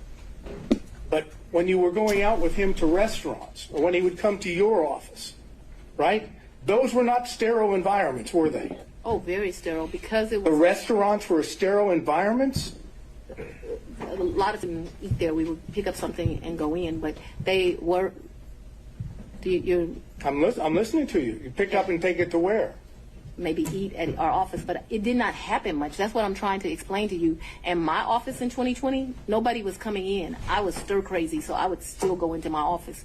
You remember when I started this, I said, I am not even sure if we came to each other's offices, but I am trying to be We're sure that you came inside of each other's offices, you know. cautious. So I think I can recall him at 750 a couple of times. I just think I can recall him at 750 once, but let's say twice. I have seen his office. I remember all the awards in the lobby, but I'm not sure in 2020 She lying. I'm not even sure I went in 2020 at all. I just want to tell you yes, because I'm not sure. But I have a distinct recollection of him at 750. I actually don't have a distinct recollection of me at his office in 2020. But maybe I went to his office in 2020. Maybe. She admitted they was grinding, Did you though. have ongoing phone conversations during 2020 with Mr. Wade? Oh, yeah, I talked to, yes, absolutely.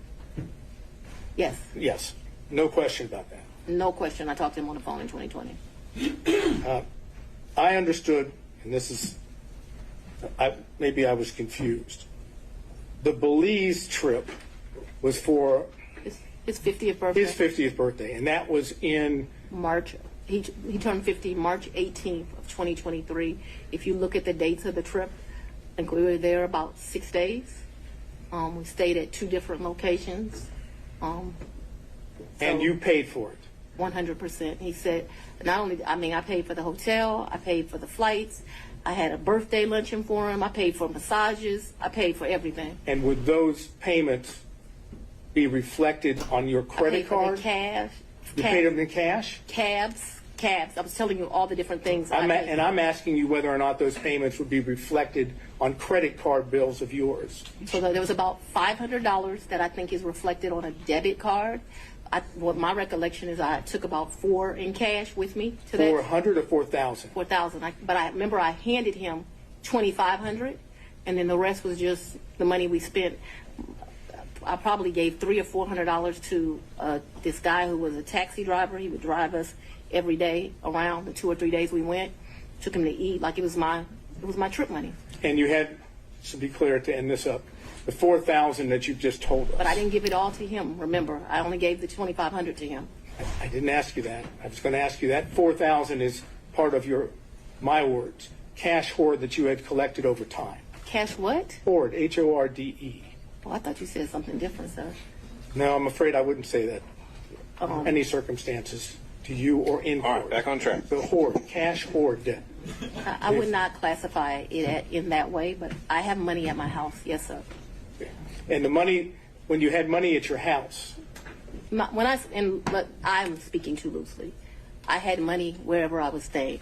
So I was not referring to my house in 750. I'm saying I had money wherever I was laying my head. Yes, sir. That was my fault that I wasn't clear. so when you were at what we said the Yerti condo during the time period we've always discussed, that's where you would keep your cash. When I stayed there, yes. Okay, that's all I have. Thank you. Oh my gosh, y'all. All right, I want to see if we can get through a few more defense counsel possible before breaking for today. Mr. Stockton.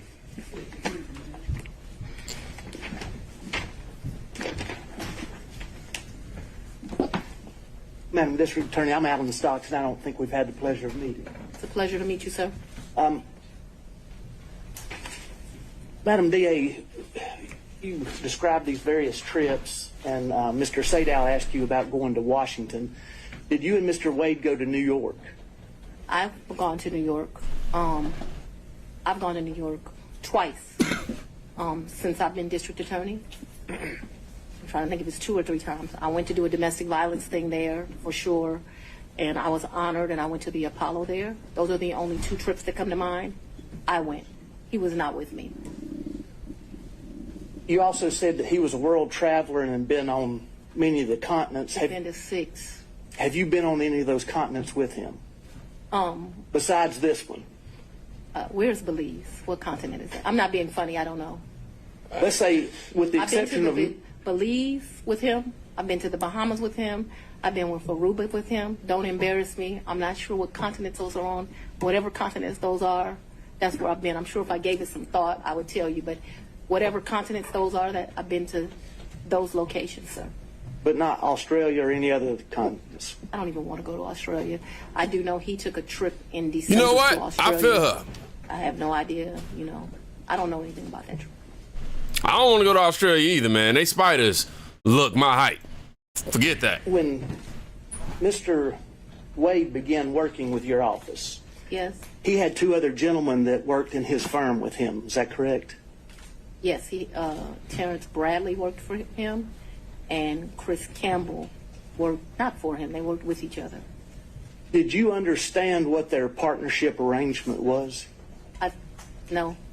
Did he ever make you aware of how fees were divided or anything?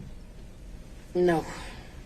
Now, since you have been district attorney, the two gentlemen that worked with Mr. Wade and his firm, they also had contracts with your office. Is that correct? I probably had two. I don't. I don't know if we've covered this in Ms. Willis, but I still don't know what the relevance would be of her testifying to this. But I've had about 10 people. Oh, I'm sorry. Do you want me to answer Let's or figure no? this out. Judge, respectfully, I think based on Mr. Wade's testimony, he had an interest in those contracts. Sure. But how's that been imputed to Ms. Willis?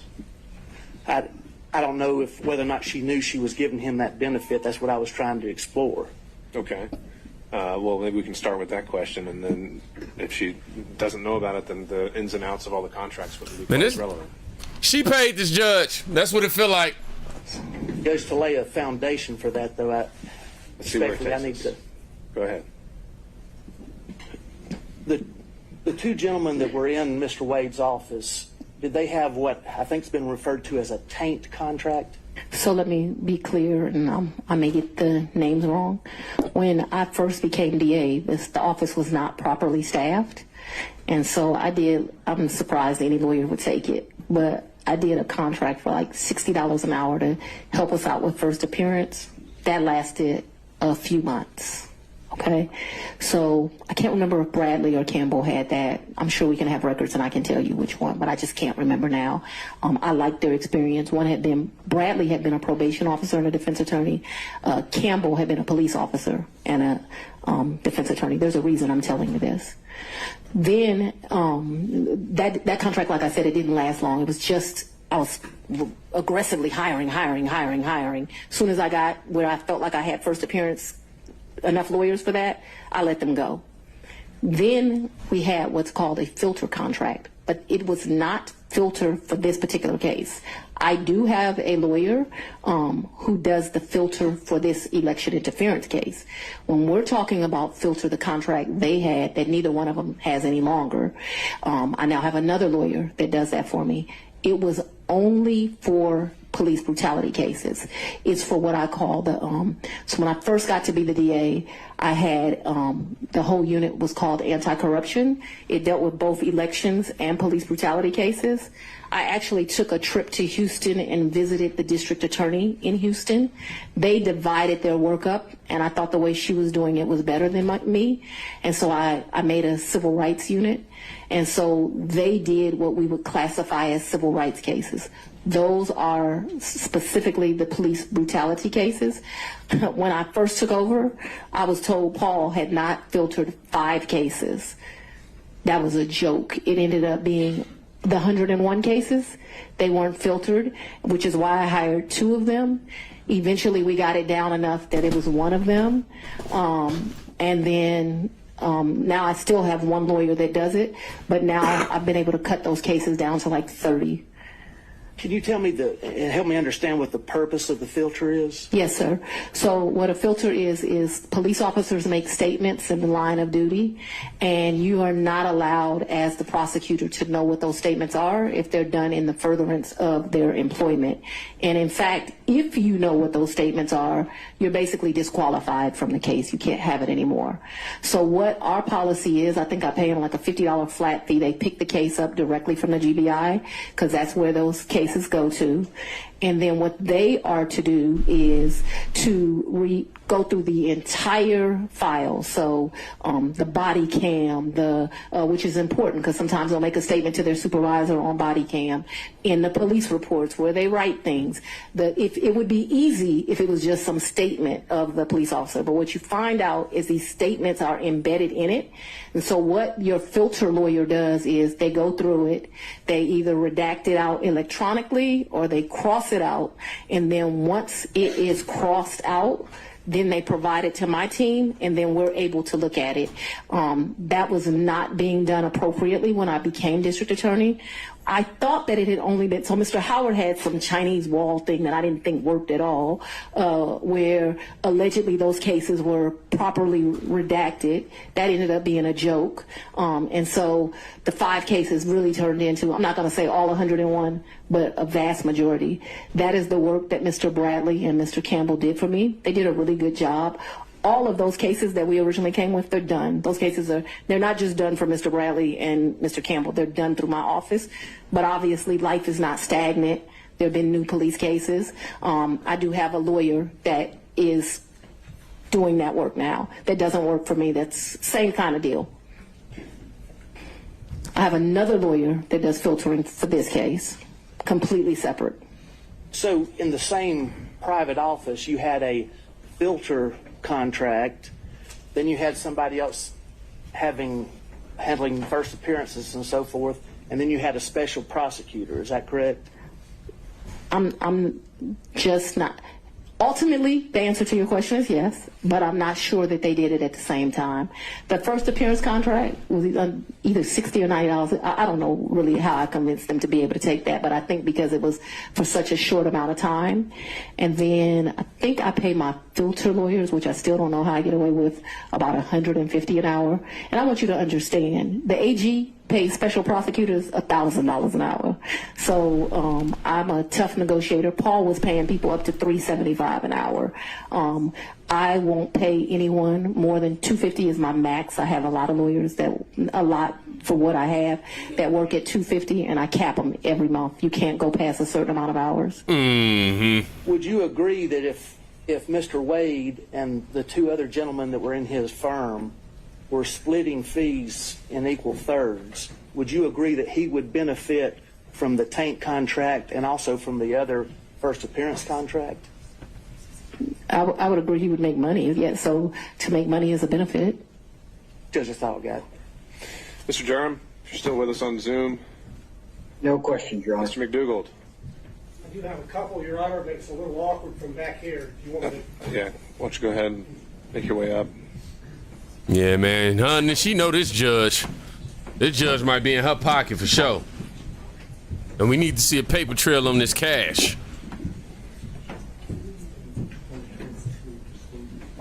And she better stop talking about how she keep carrying cash. She ain't doing nothing but making herself a target. That's not okay. That's dangerous. Good afternoon, Ms. Willis. How you doing? I'm very well. How are you, Mr. McDougall? I think this is our first in-person meeting, correct? Second. Second? Well, I apologize for not remembering you more clear. That's quite all right. I'm referring now to exhibit number 21, Yes, sir. which was your financial disclosure form for 2022.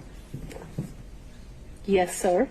And it has a question which requires you to disclose any gifts or favors from a single prohibited source in the aggregate amount of $100 or more. Do you see that? I don't, but I believe you. It would be on page 2 in the middle, paragraph number 3. Yes. And what is your understanding of a prohibited source for purposes of this form? I believe there's some classification of somebody you don't have a personal relationship with that gives you $100. All right, if you look under there at subparagraph 2, Romanet 2, it defines it as someone that you know or should know is seeking to do or is doing business with the county, correct? Yes, but yes. That includes Mr. Wade as of the date you filled out this form, correct? Yes, but he never gave me a gift of $100 or more. The only thing that I would say maybe went over that, but I don't think it ever did, is if we went to dinner and my meal was $100. But I don't think I've ever eaten $100 worth of food at a restaurant, because I would not pay him back if we went to lunch or went to dinner. But trips, I paid him back for. You know, I never thought about the money until y'all brought it up, and I would be less than honest that says I was giving him the money back because I was the district attorney. I didn't take gifts from him. I like this lawyer. For a lot of personal reasons. Anyway, I did not take gifts from him. And so your reason for not disclosing any gifts from Mr. Wade on exhibit number 21 is that the aggregate amount on a net basis was less than $100 in the year 2022. Is that correct? I did not accept a gift of him of more than $100 in 2022. The one exception to that, because I want us to be clear, is we probably went out to eat multiple times in the year. If you're considering eating a meal, you know, because we went out multiple times, that probably went to the level of more than $100. But if we're doing tit for tat like that, I probably paid for as many meals as he paid for. And so I did not receive any gifts from him. The question on the form, I understand the the question. aggregate in excess of $100, and your testimony is that you did not receive in the aggregate more than $100. All right, Mr. McDougal, you can sit down now. I don't believe she answered that question, Your Honor. She answered as to specific individual gifts. And you're not listening to my answer either, so we're done. Very well. Okay, Bryce. No further questions. Mr. Gillen. Word! That really just happened? Wow, yo. Good afternoon. Good afternoon, sir. A few questions here. I want to. You saw the book here, "Find Me the Votes." That was shown to you, correct? Yes, sir. Your Honor, I would like to just tender this as an exhibit, number 22. Is that your copy? It is. All right. What exhibit is that going to be? 22. All right. I'm making the Is that evidentiary contribution here to this. Now, I want that book. well? I guess you're tendering it. Is it with position of the state? Then object is to the relevance at this point. There's no relevance at this point. Mr. Gillen, are you using this to confront her with prior statements? yes, Your Honor, and statements that she made concerning her financial situation and laying the foundation for that, and that she gave these interviews to the authors, and so this would document that, and ask her, get this in the record, ask her questions about it. Well, we could mark it for impeachment purposes. I'm a little wary of entering an entire 300-page book because I don't know exactly what every single line, if it would pass hearsay or relevance or et cetera, et cetera. But I don't think it needs to be admitted as an actual evidence for the record for you to do what you need to do with it. So, Well, Your Honor, I understand. I just would. it's marked as again, Exhibit 22, and we'll move from there. Thank you, Your Honor. Now, you were asked a little bit about this book before, correct? I think Mrs. Merchant. Ms. Merchant did. Asked me some questions, yes. And you gave about 6 interviews to the authors of this book in the sit down? No, sir. You didn't. No. Was it? She answered how many interviews she gave, in her opinion. How many, in your opinion, do you believe you gave, and how long did they last? 2 to 3, maybe 20, 30 minutes. So your testimony is at most, you think that you gave maybe an hour to an hour and a half's interview to the authors of this book? Oh, you mean in total? In total, yeah. Maybe, yeah. Anywhere between, definitely not more than 2-ish hours. Okay. But you also were telling, when they were, the title of the book, of course, is A Hard-Charging Georgia Prosecutor, a Rogue President, and the Plot to Steal American Election. You've seen that. Why is the title of the book relevant, sir? And I had no. And then I'm going to ask her whether or not that was the the theme that they gave her when they talked with her. What the thing gave her? What do you mean by that? Well, because they were sat down and they told her why they were there to interview her. And why does that matter? Well, I think it matters because it shows, but they want her to give her version of what her life story is. This is almost a life story of her. So that's why it's relevant. But if the court thinks it's not, then No. It could be relevant to your issue of the forensic misconduct that has been alleged, and maybe some of the motives at play when it comes to forensic misconduct. But I'm not seeing, again, what we're here for today was the relationship and/or any financial elements of it. correct. Well, I think it clearly relevant to the forensic misconduct, also relevant to the personal interest in terms of the finances. I didn't make 10 cents off that book. Pardon me? I didn't make 10 cents off that book. I didn't ask whether you made any money. Okay, I just... Didn't ask whether you made any money. Do you have any other statements that you hadn't already been confronted with by Ms. Merchant? Well, other than I want to focus on when you were telling them about your financial straits and you're living kind of month to month, that is what your financial status was back in 2018 after your election. Mr. Gillen, we covered that at length. And you're at the end of the line. I'm sorry about that, but we've got to find new ground. Well, let me move on to my point here.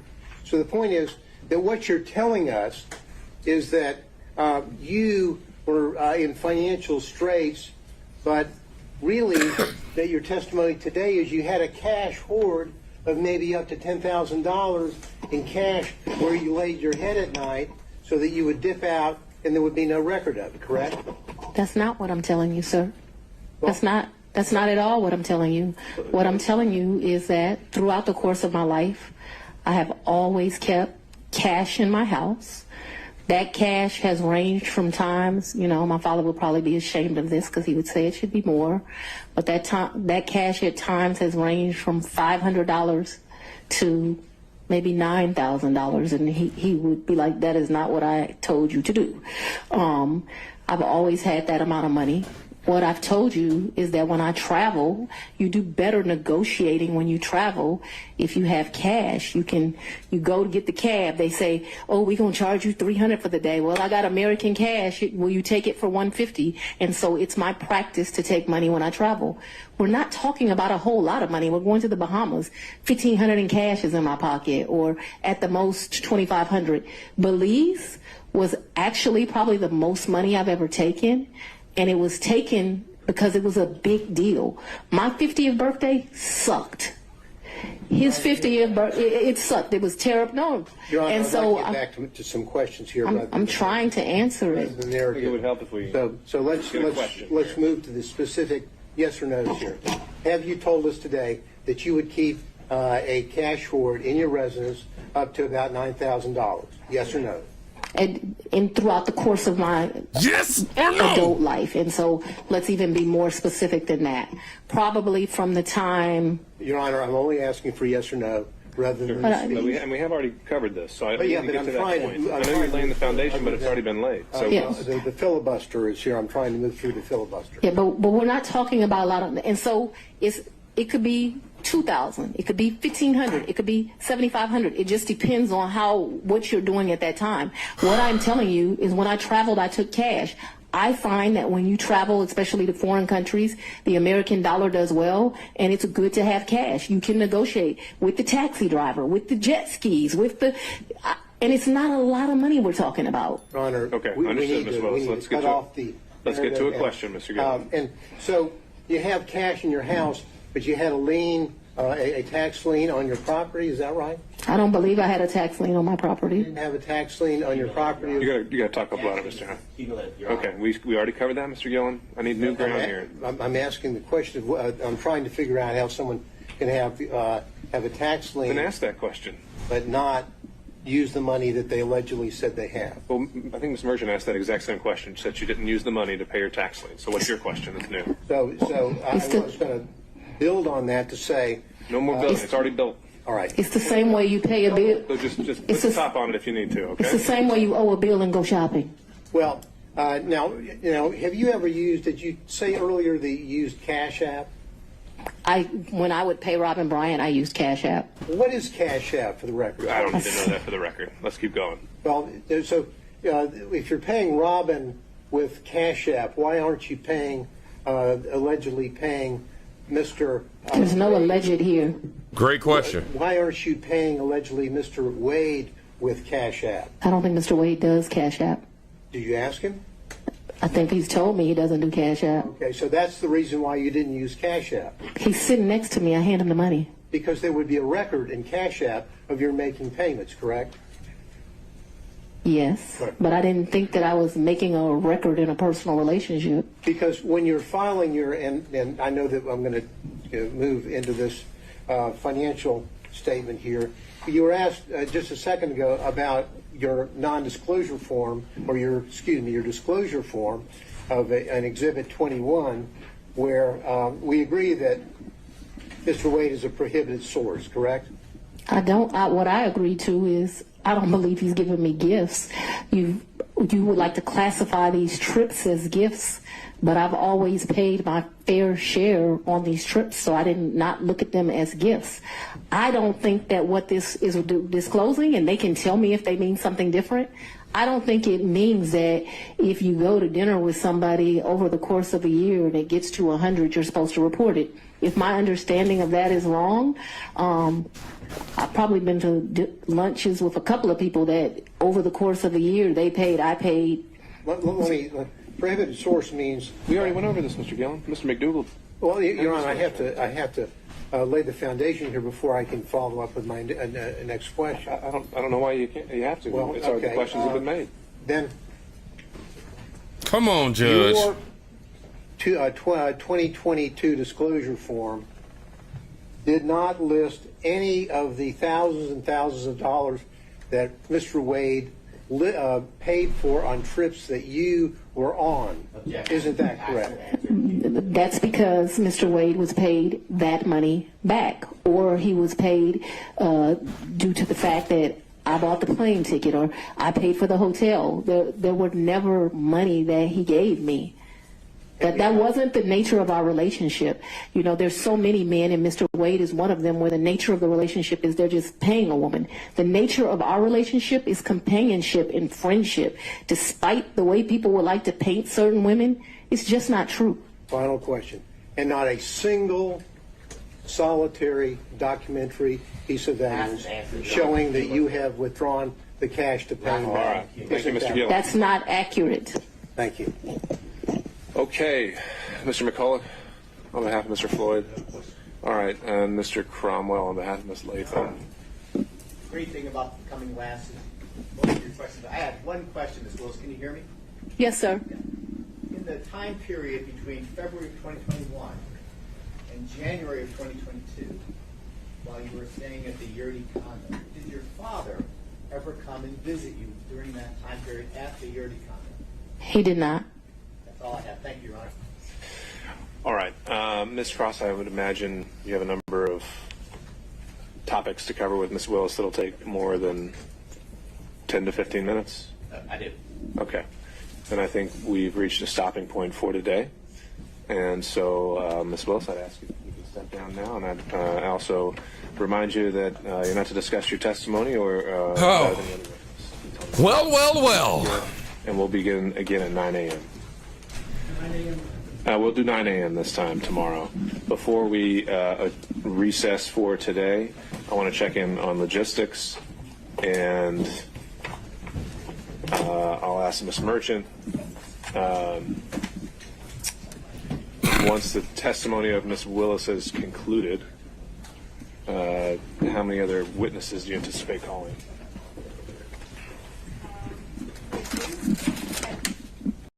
So that looks like. We're just looking for anything. I don't want to put an obligation on the court, but I'm just fast forwarding y'all just to see if there's anything else that we're going to hear from Fani Willis. I don't think so. I think that's pretty much it. So, yeah, let's talk about it for a little while. Let's talk about this Fani Willis, man. I'm going to keep this on here. Wow, my chat. Y'all not even showing up on my screen. Y'all supposed to. Yeah, man. Fani Willis, man. She out here arrogant as ever. You trying to intimidate through her arrogance, really. and doing a whole lot of avoiding of answering direct questions. The judge is clearly in her pocket. She seemed to have also, you know, we got Nathan Wade who's saying that they didn't have a sexual relationship. She reconfirmed that they did what we already knew. Oh, man, the judge definitely needs to be questioned. I'm definitely going to read the comments I've been doing. Man, come on. I really want my comments to show up. Why won't pop up, like, at all? I want the comments to show up on the screen so y'all can, let me see the screen probably show it. No, none of the screen is going to show it. Oh, that sucks. I'll probably put Fani back up on the screen. So, yeah, Fani Willis, bro. You say shit is gonna hit the Fanny. Now, before I offer my thoughts real quick, I want to say, please go subscribe to the brand new channel. I'll go ahead and write it in the chat right now. Look at the chat at this very moment. Click on that link. Oh wait, that is my live stream chat, y'all. My fault. My bad. Hold up. Wait. All right, hold on. I'm getting it right now. Now look at the chat. Here we go. Boom. Follow the new channel. If y'all don't know, YouTube demonetized me. They took all of my money and everything of that nature. Fortunately, I was able to get some sponsors in between that.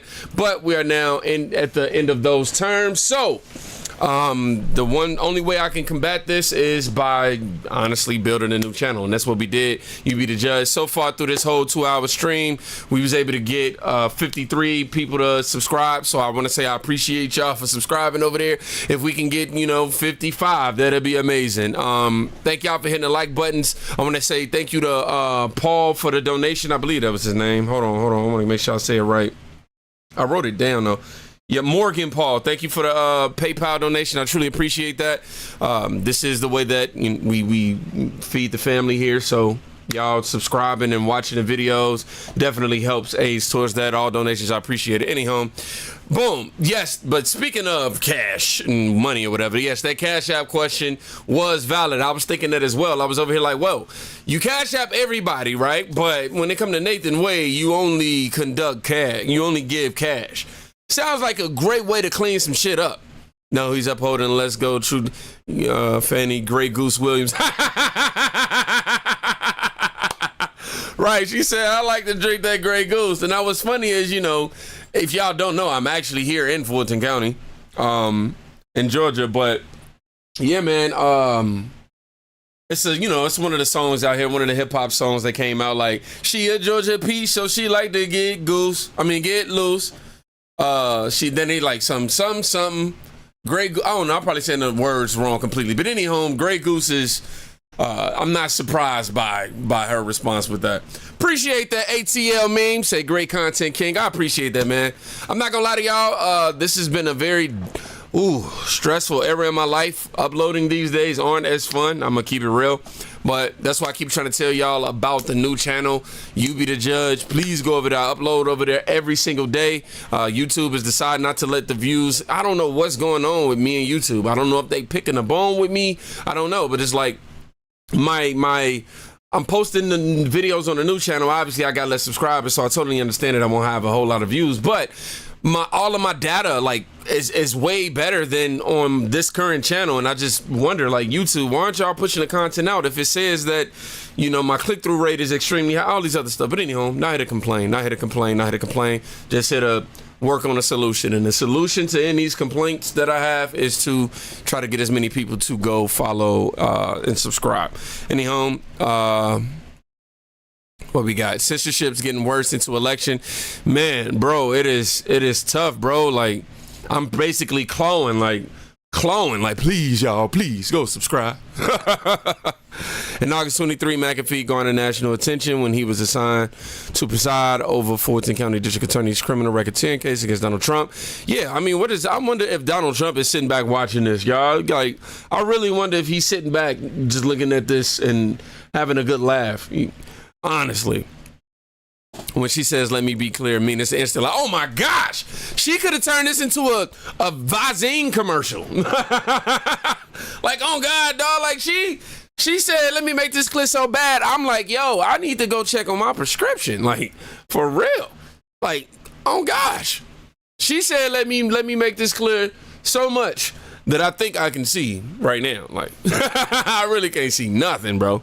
Oh, my gosh. I see that. Trump was in court in New York. Oh, he out there with Egg and Brian. The judge is paid for. Yo, that judge was definitely taking her side, bro. Most def. Like, it was blatant as ever. So as far as the law goes, she didn't pay anything back. Man, I don't know. You say Dems act like it's a shit. I can't believe she tried pulling the race card. Yes, bro. Look, this is the year where I'm holding my friends accountable. If you black and you try to use the race card or say some racist shit, I'm holding you accountable. I was having a conversation with my homegirl yesterday. I ain't got to say her name, so hit dog ain't got to holler. But I was having a conversation, and she was telling me about, I guess, some relationship that her friend was involved in, and that friend ended up getting a divorce, and her husband ended up dating a white girl. But she goes, yeah, you know, he ended up leaving his black girl and, you know, married a white girl. And, you know, I think that this white girl is trying to brainwash the baby. And I'm going, what? Huh? What? First of all, what does the color of his skin got to do with this? Just say that he remarried. Second of all, on what grounds is she trying to brainwash this child? Now, I'm not saying that it's true or false. I'm just saying, what made you create this conclusion? Because the ex-wife says that he didn't like being black. I'm like, bro, it does just sound like she was being bitter, bro. Anyhow, I just got on her and just made the point, like, look, man, like, don't do that. If a white person was having a conversation and they go, yeah, you know, she dated a black girl, she don't like being white or something like that, like, we would be in total uproar. And I'm not having it no more in my life, bro. It's not happening. The judge is definitely paid for sure. LOL Joe. But yeah, the race card it's just played out, bro. It's just sick. It's a weak, lazy way of taking responsibility. I'm black and I've never let a black person speak on my behalf. Amen to that. And it's crazy because, you know, you want to see racism? You want to see racism? Admit that this is where I have to use my ethnic background. Be a black person and say that you're a conservative. Just do those two things, or Republican, whatever. Just do those two things. Oh, bro. You know how many Uncle Toms I am every single day? I got a whole lot of nieces and nephews, liberal nieces and nephews that I don't even want. The judge used to work for Fani, for real? So the judge used to work for Fani? What's the... high-paying jobs for high-class people off the back of poor taxes, payers... The luxuries they receive, they think they deserve. They are definitely benefiting from their jobs down to retirement, for sure. For sure, man. You say your head will explode, huh? If the judge did work for her, that's another conflict of interest, for sure. You say my nieces and nephews crazy woke snowflakes. Right, y'all, our nieces and nephews. If we Uncle Toms, we got nieces and nephews, y'all. Only we know what this means now. I don't think when I say nieces and nephews in a video, I don't think anybody else would understand it. But if I say nieces and nephews, I'm usually saying liberals or leftists. That's the new pact we gonna make today. We got a new slogan. I mean, we changing the meaning of nephews and nieces. Real quick. Let me see how quick we can. Let me see. Hold on. I'm gonna tell y'all where we at. I wish I could show y'all where we was at. Damn! We got 40 subscribers since the last time I said go subscribe. Shit. I mean, excuse my language, bro. I'm just a little shocked. Thank you. You say the judge is garbage. Shout out to Otto Beckling. Shout out to Rock Bottomly. I'm sorry, but that was funny. Rock Bottomly.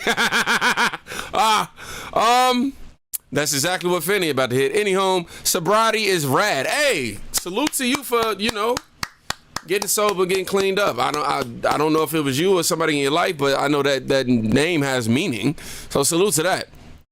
Shout out to you, Neil McLean, Bama 256, Hodge Twins think are the OG Uncle Toms, right?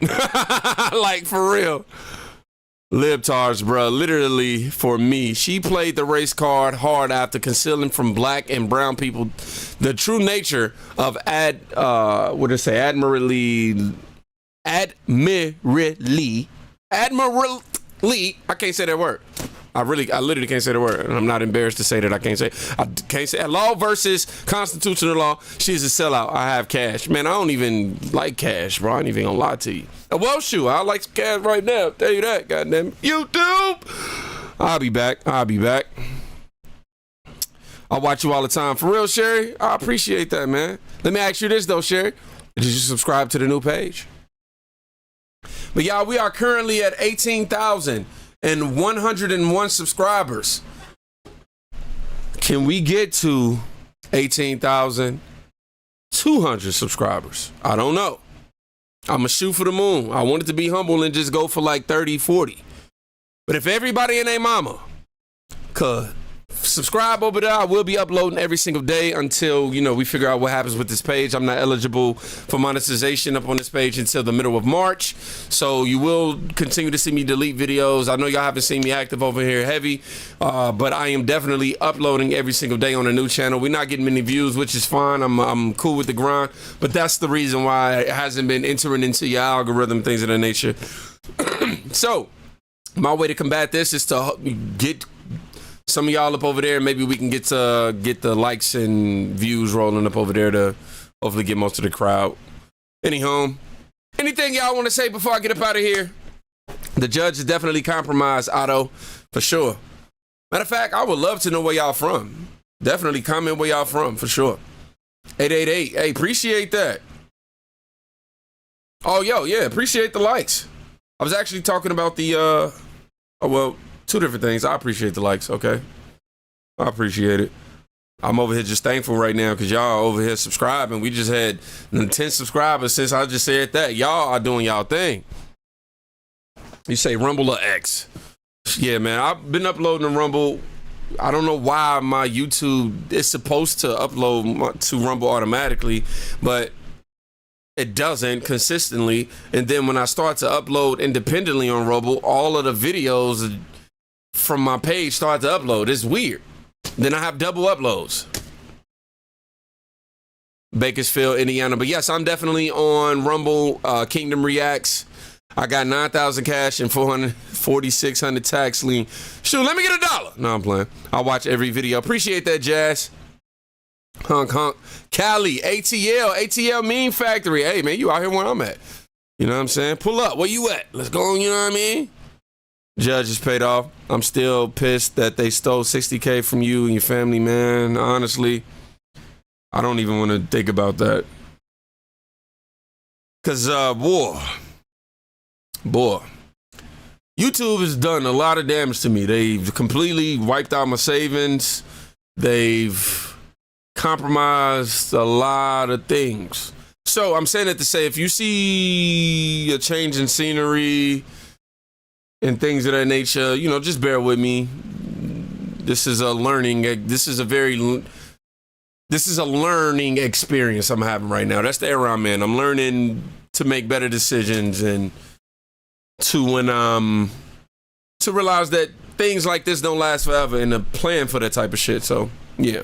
No weapon formed against you will prosper. Appreciate that, man. Because I'm depressed as hell, but I smile every single day. The only thing that's going to move that is literally just walking too. I got a lot of stuff going on in personal life. But hey, fuck all that, The only thing I can do is keep moving my feet on this ground and keep walking. So instead of me sitting here trying to beg people for money or anything like that, I'm going to ask y'all to please just subscribe. I'm going to beg for the subscribe. Because once you subscribe, I can do my work from there. So yeah, I'd rather do that. California conservative here. Hey, what's it like being conservative in Cali? Mobile, Alabama. Man, shout out to Alabama. You in the South too. She cannot take a lie detector test, and that's a fact. The irony. I don't think Fani did a good job up here today, honestly. It was a whole lot of, let me make it clear. It was a whole lot of extra explanations. It was a whole lot of dancing around the questions. I won't say dancing around the question per se, but tiptoeing before getting to the actual point of the answer. I felt like she tried to lean on the sympathy of her father. She also tried to lean on her arrogance and use that as a way to maybe diffuse the heat that's coming towards her. So yeah. The judge has been paid for, threatened by Soros. Ooh.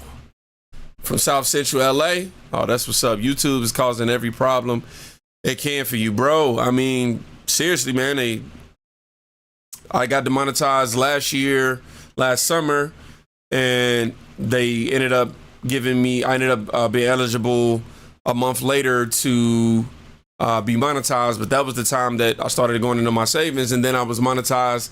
They let me stay monetized for 2 months, and then within that, next month, they ended up demonetizing me, which prompted them to take my money away. Then they gave me 90 days, obviously going through my savings. When Fani was right, you're supposed to have 6 months worth of revenue in your savings, and I did, but try to go for 12. So yeah, then that happened, and I lost my train of thought. But long story short, went through that, and then I went to apply again. They denied me, and then not only did they deny me, they told me that the money that that they took from me, they said, hey, yeah, they confirmed that it was gone. They confirmed that they refunded it to the advertisers, and all the money that I actually earned, like I earned, not the money that happened after the demonetization, the money that happened before they decided to demonetize me and still didn't give me a reason why. Literally. So yeah, that's just gone. And not only that, like I say, I was grateful to pick up a sponsor right as this happened, and we're nearing the end of that contract. So I'm grateful for that, to be able to sustain things. But yeah, you might be seeing some white backgrounds for a little while, but that's totally fine. I'm a resilient motherfudger, and I'm okay with starting over, so to speak. So yeah, that 401k he has, and now it's all gone. I ain't even gonna lie to you, bro. I didn't even realize I walked around with a level of confidence, I'm taking care of my family. I got this and that taken care of, and YouTube helped me realize that all of that can change in an instance. Now I'm just pissed that I didn't invest in things outside of YouTube. How are they legally allowed to do that, Sherry? I don't know. I'm at the point now where it's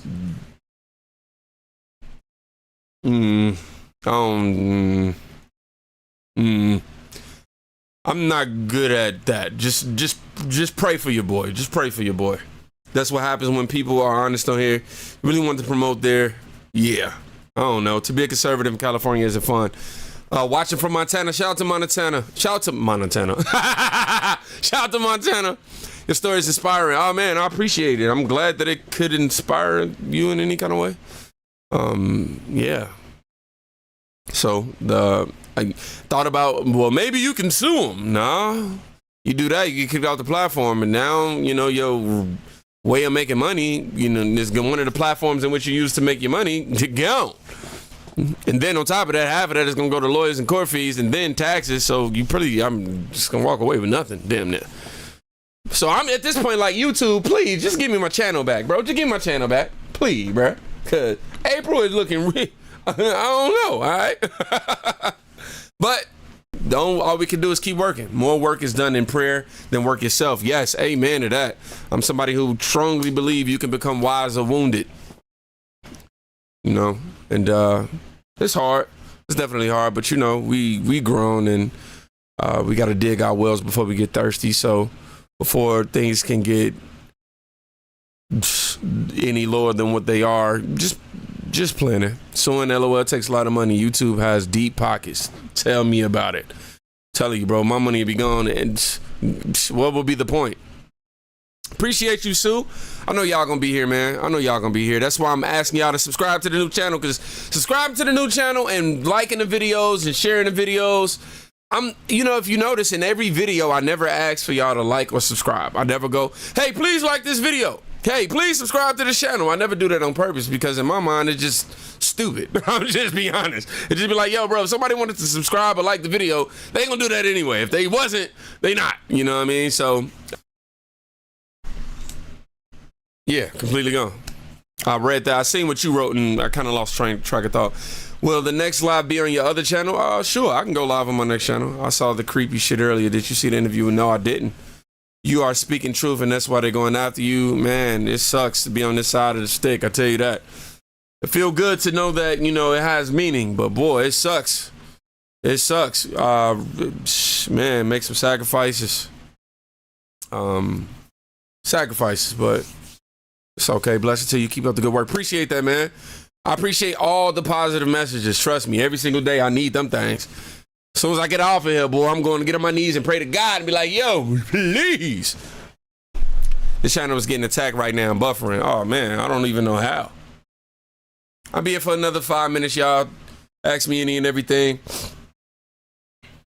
Let's keep it up. Good work. So, yeah, man, I don't know. The part of me is like, well, should I delete every video on this channel? She's confused. First, she says she doesn't need a man to pay her way because she has a job and pay her own way, and how she always has cash. Oh, man, you could have kept it going. I was down to read that. The video is about Fani. I somehow selfishly made this about me. I don't even know how this happened. Was it one thing that you said? No, they won't tell me. They literally won't tell me. They said that the first time that they demonetized me, well, officially demonetized me this time around, was they said that I was bullying and harassing people. They said that my content was bullying and harassment, and I'm sitting back going like, what? Like, my guy, like, I barely talk shit in comparison to like the Hodge twins or like a Stevie Knight. I don't want to put nobody on blast and nothing like that because, you know, these are great in the content creators, things of that nature. But in my mind, I'm going, bro, like, I in no way, shape, or form, I don't even talk like these mofos. They say nigga this, bitch this, hoe, all this other stuff. They call people stupid, you know, all this. I don't do none of that. How am I bullying and harassing people? I don't talk about people's weight. I don't fat shame. I don't do none of that. Like, and then I deleted 2,000 videos. 2,000 videos. 2,000. Just for me to reapply and them to say that you're denied because you're making harmful content. And then that's when my money is just gone. Gone. And then this page right here, the new page, You Be the Judge, I upload on this channel for like a week. And the first week, like, you know, I was fortunate enough to have some videos that did really, really well. Like, I had a video shoot up to almost 400,000 views. Ever since then, I will be lucky to maintain 30 viewers an hour on this page. I mean, it would be a luxury, you know what I mean? Which is okay. You gotta work hard, bro. I'm not gonna cry about that. Appreciate you, Angel D, for the donation. Thank you so much, Queen. I appreciate that. Thank you, thank you, thank you. You say YouTube be doing so wrong. I appreciate that. Thank you, thank you, thank you. Thank you.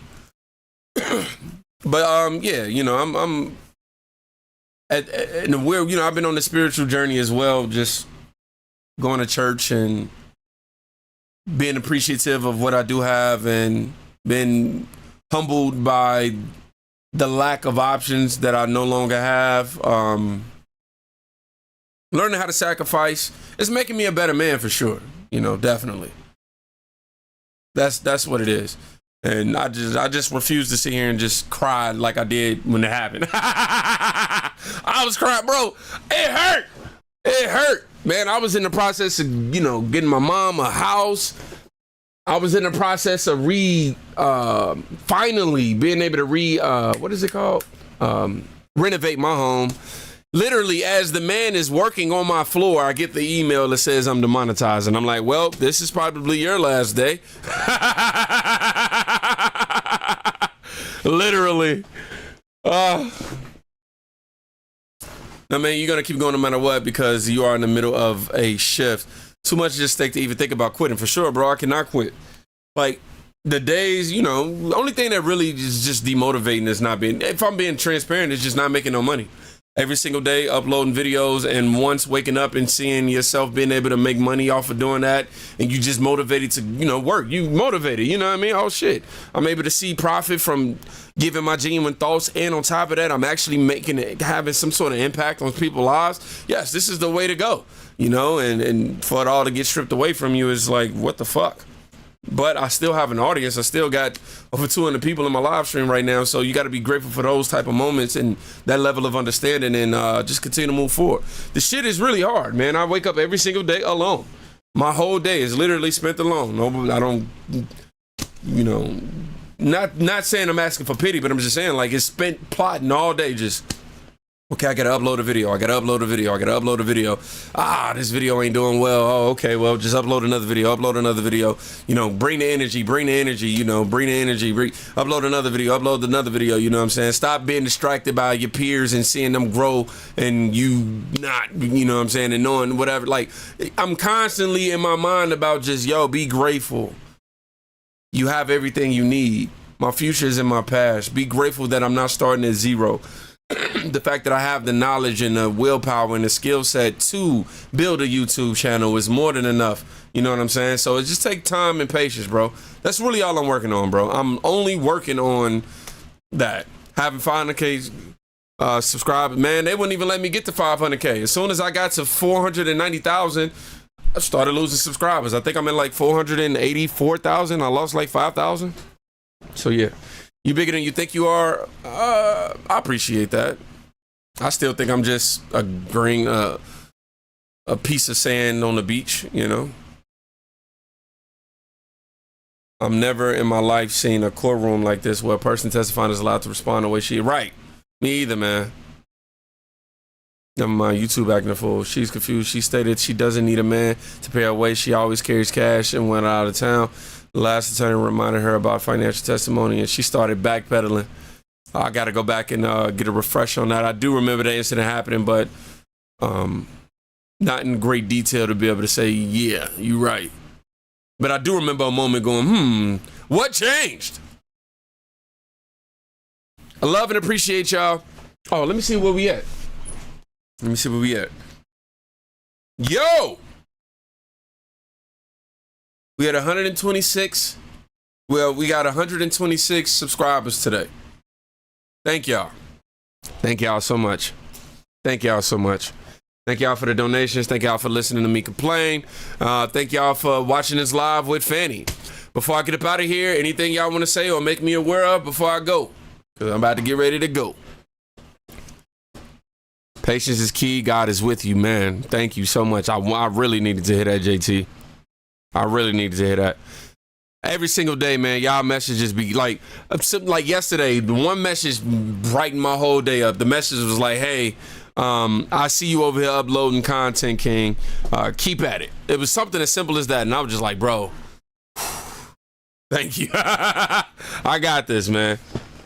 I'm just learning to appreciate this moment, even now. I'm not in a rush to get to the future. Well, I'm trying to train myself not to be so in a rush to get to the future, not to dwell on the past, but to just remain in the present. And right now, I need to soak in this moment because months from now, I'm going to have made an accomplishment. I'm going to be monetized. I'm going to be revenued up and all that. And I'm thinking about this moment and like, damn, I remember just months ago, this and that. But so, yeah, I have to be appreciative of the journey because sometimes once you reach the destination, you realize it ain't all it's cracked up to be. I'm just appreciative of being able to see my babies, appreciative of having the knowledge and the know-how and the passion. Well, I can't even say passion all the time, but the consistency to keep it going despite how I feel. So, yeah, just keep going, bro. All I can do is keep going. Tell you what, though. I ain't had no junk food in a minute. You know what I mean? Your boy been on what's called a humble diet. Is it cool if I go get me some 10-piece wing? Because I want one so bad. I want a 10-piece wing from American Deli with a lemonade peach mix so bad. Oh, my gosh. Oh, I want it so bad. Whew. So appreciate you, Paul. I ain't gonna lie, I don't know if I'll be able to resist. Okay. God bless you always. Thank you. I like your energy, bro, even more when you're talking true facts. Appreciate that, Jerry. Will it help you to make a video saying what YouTube did? No, I made a YouTube video.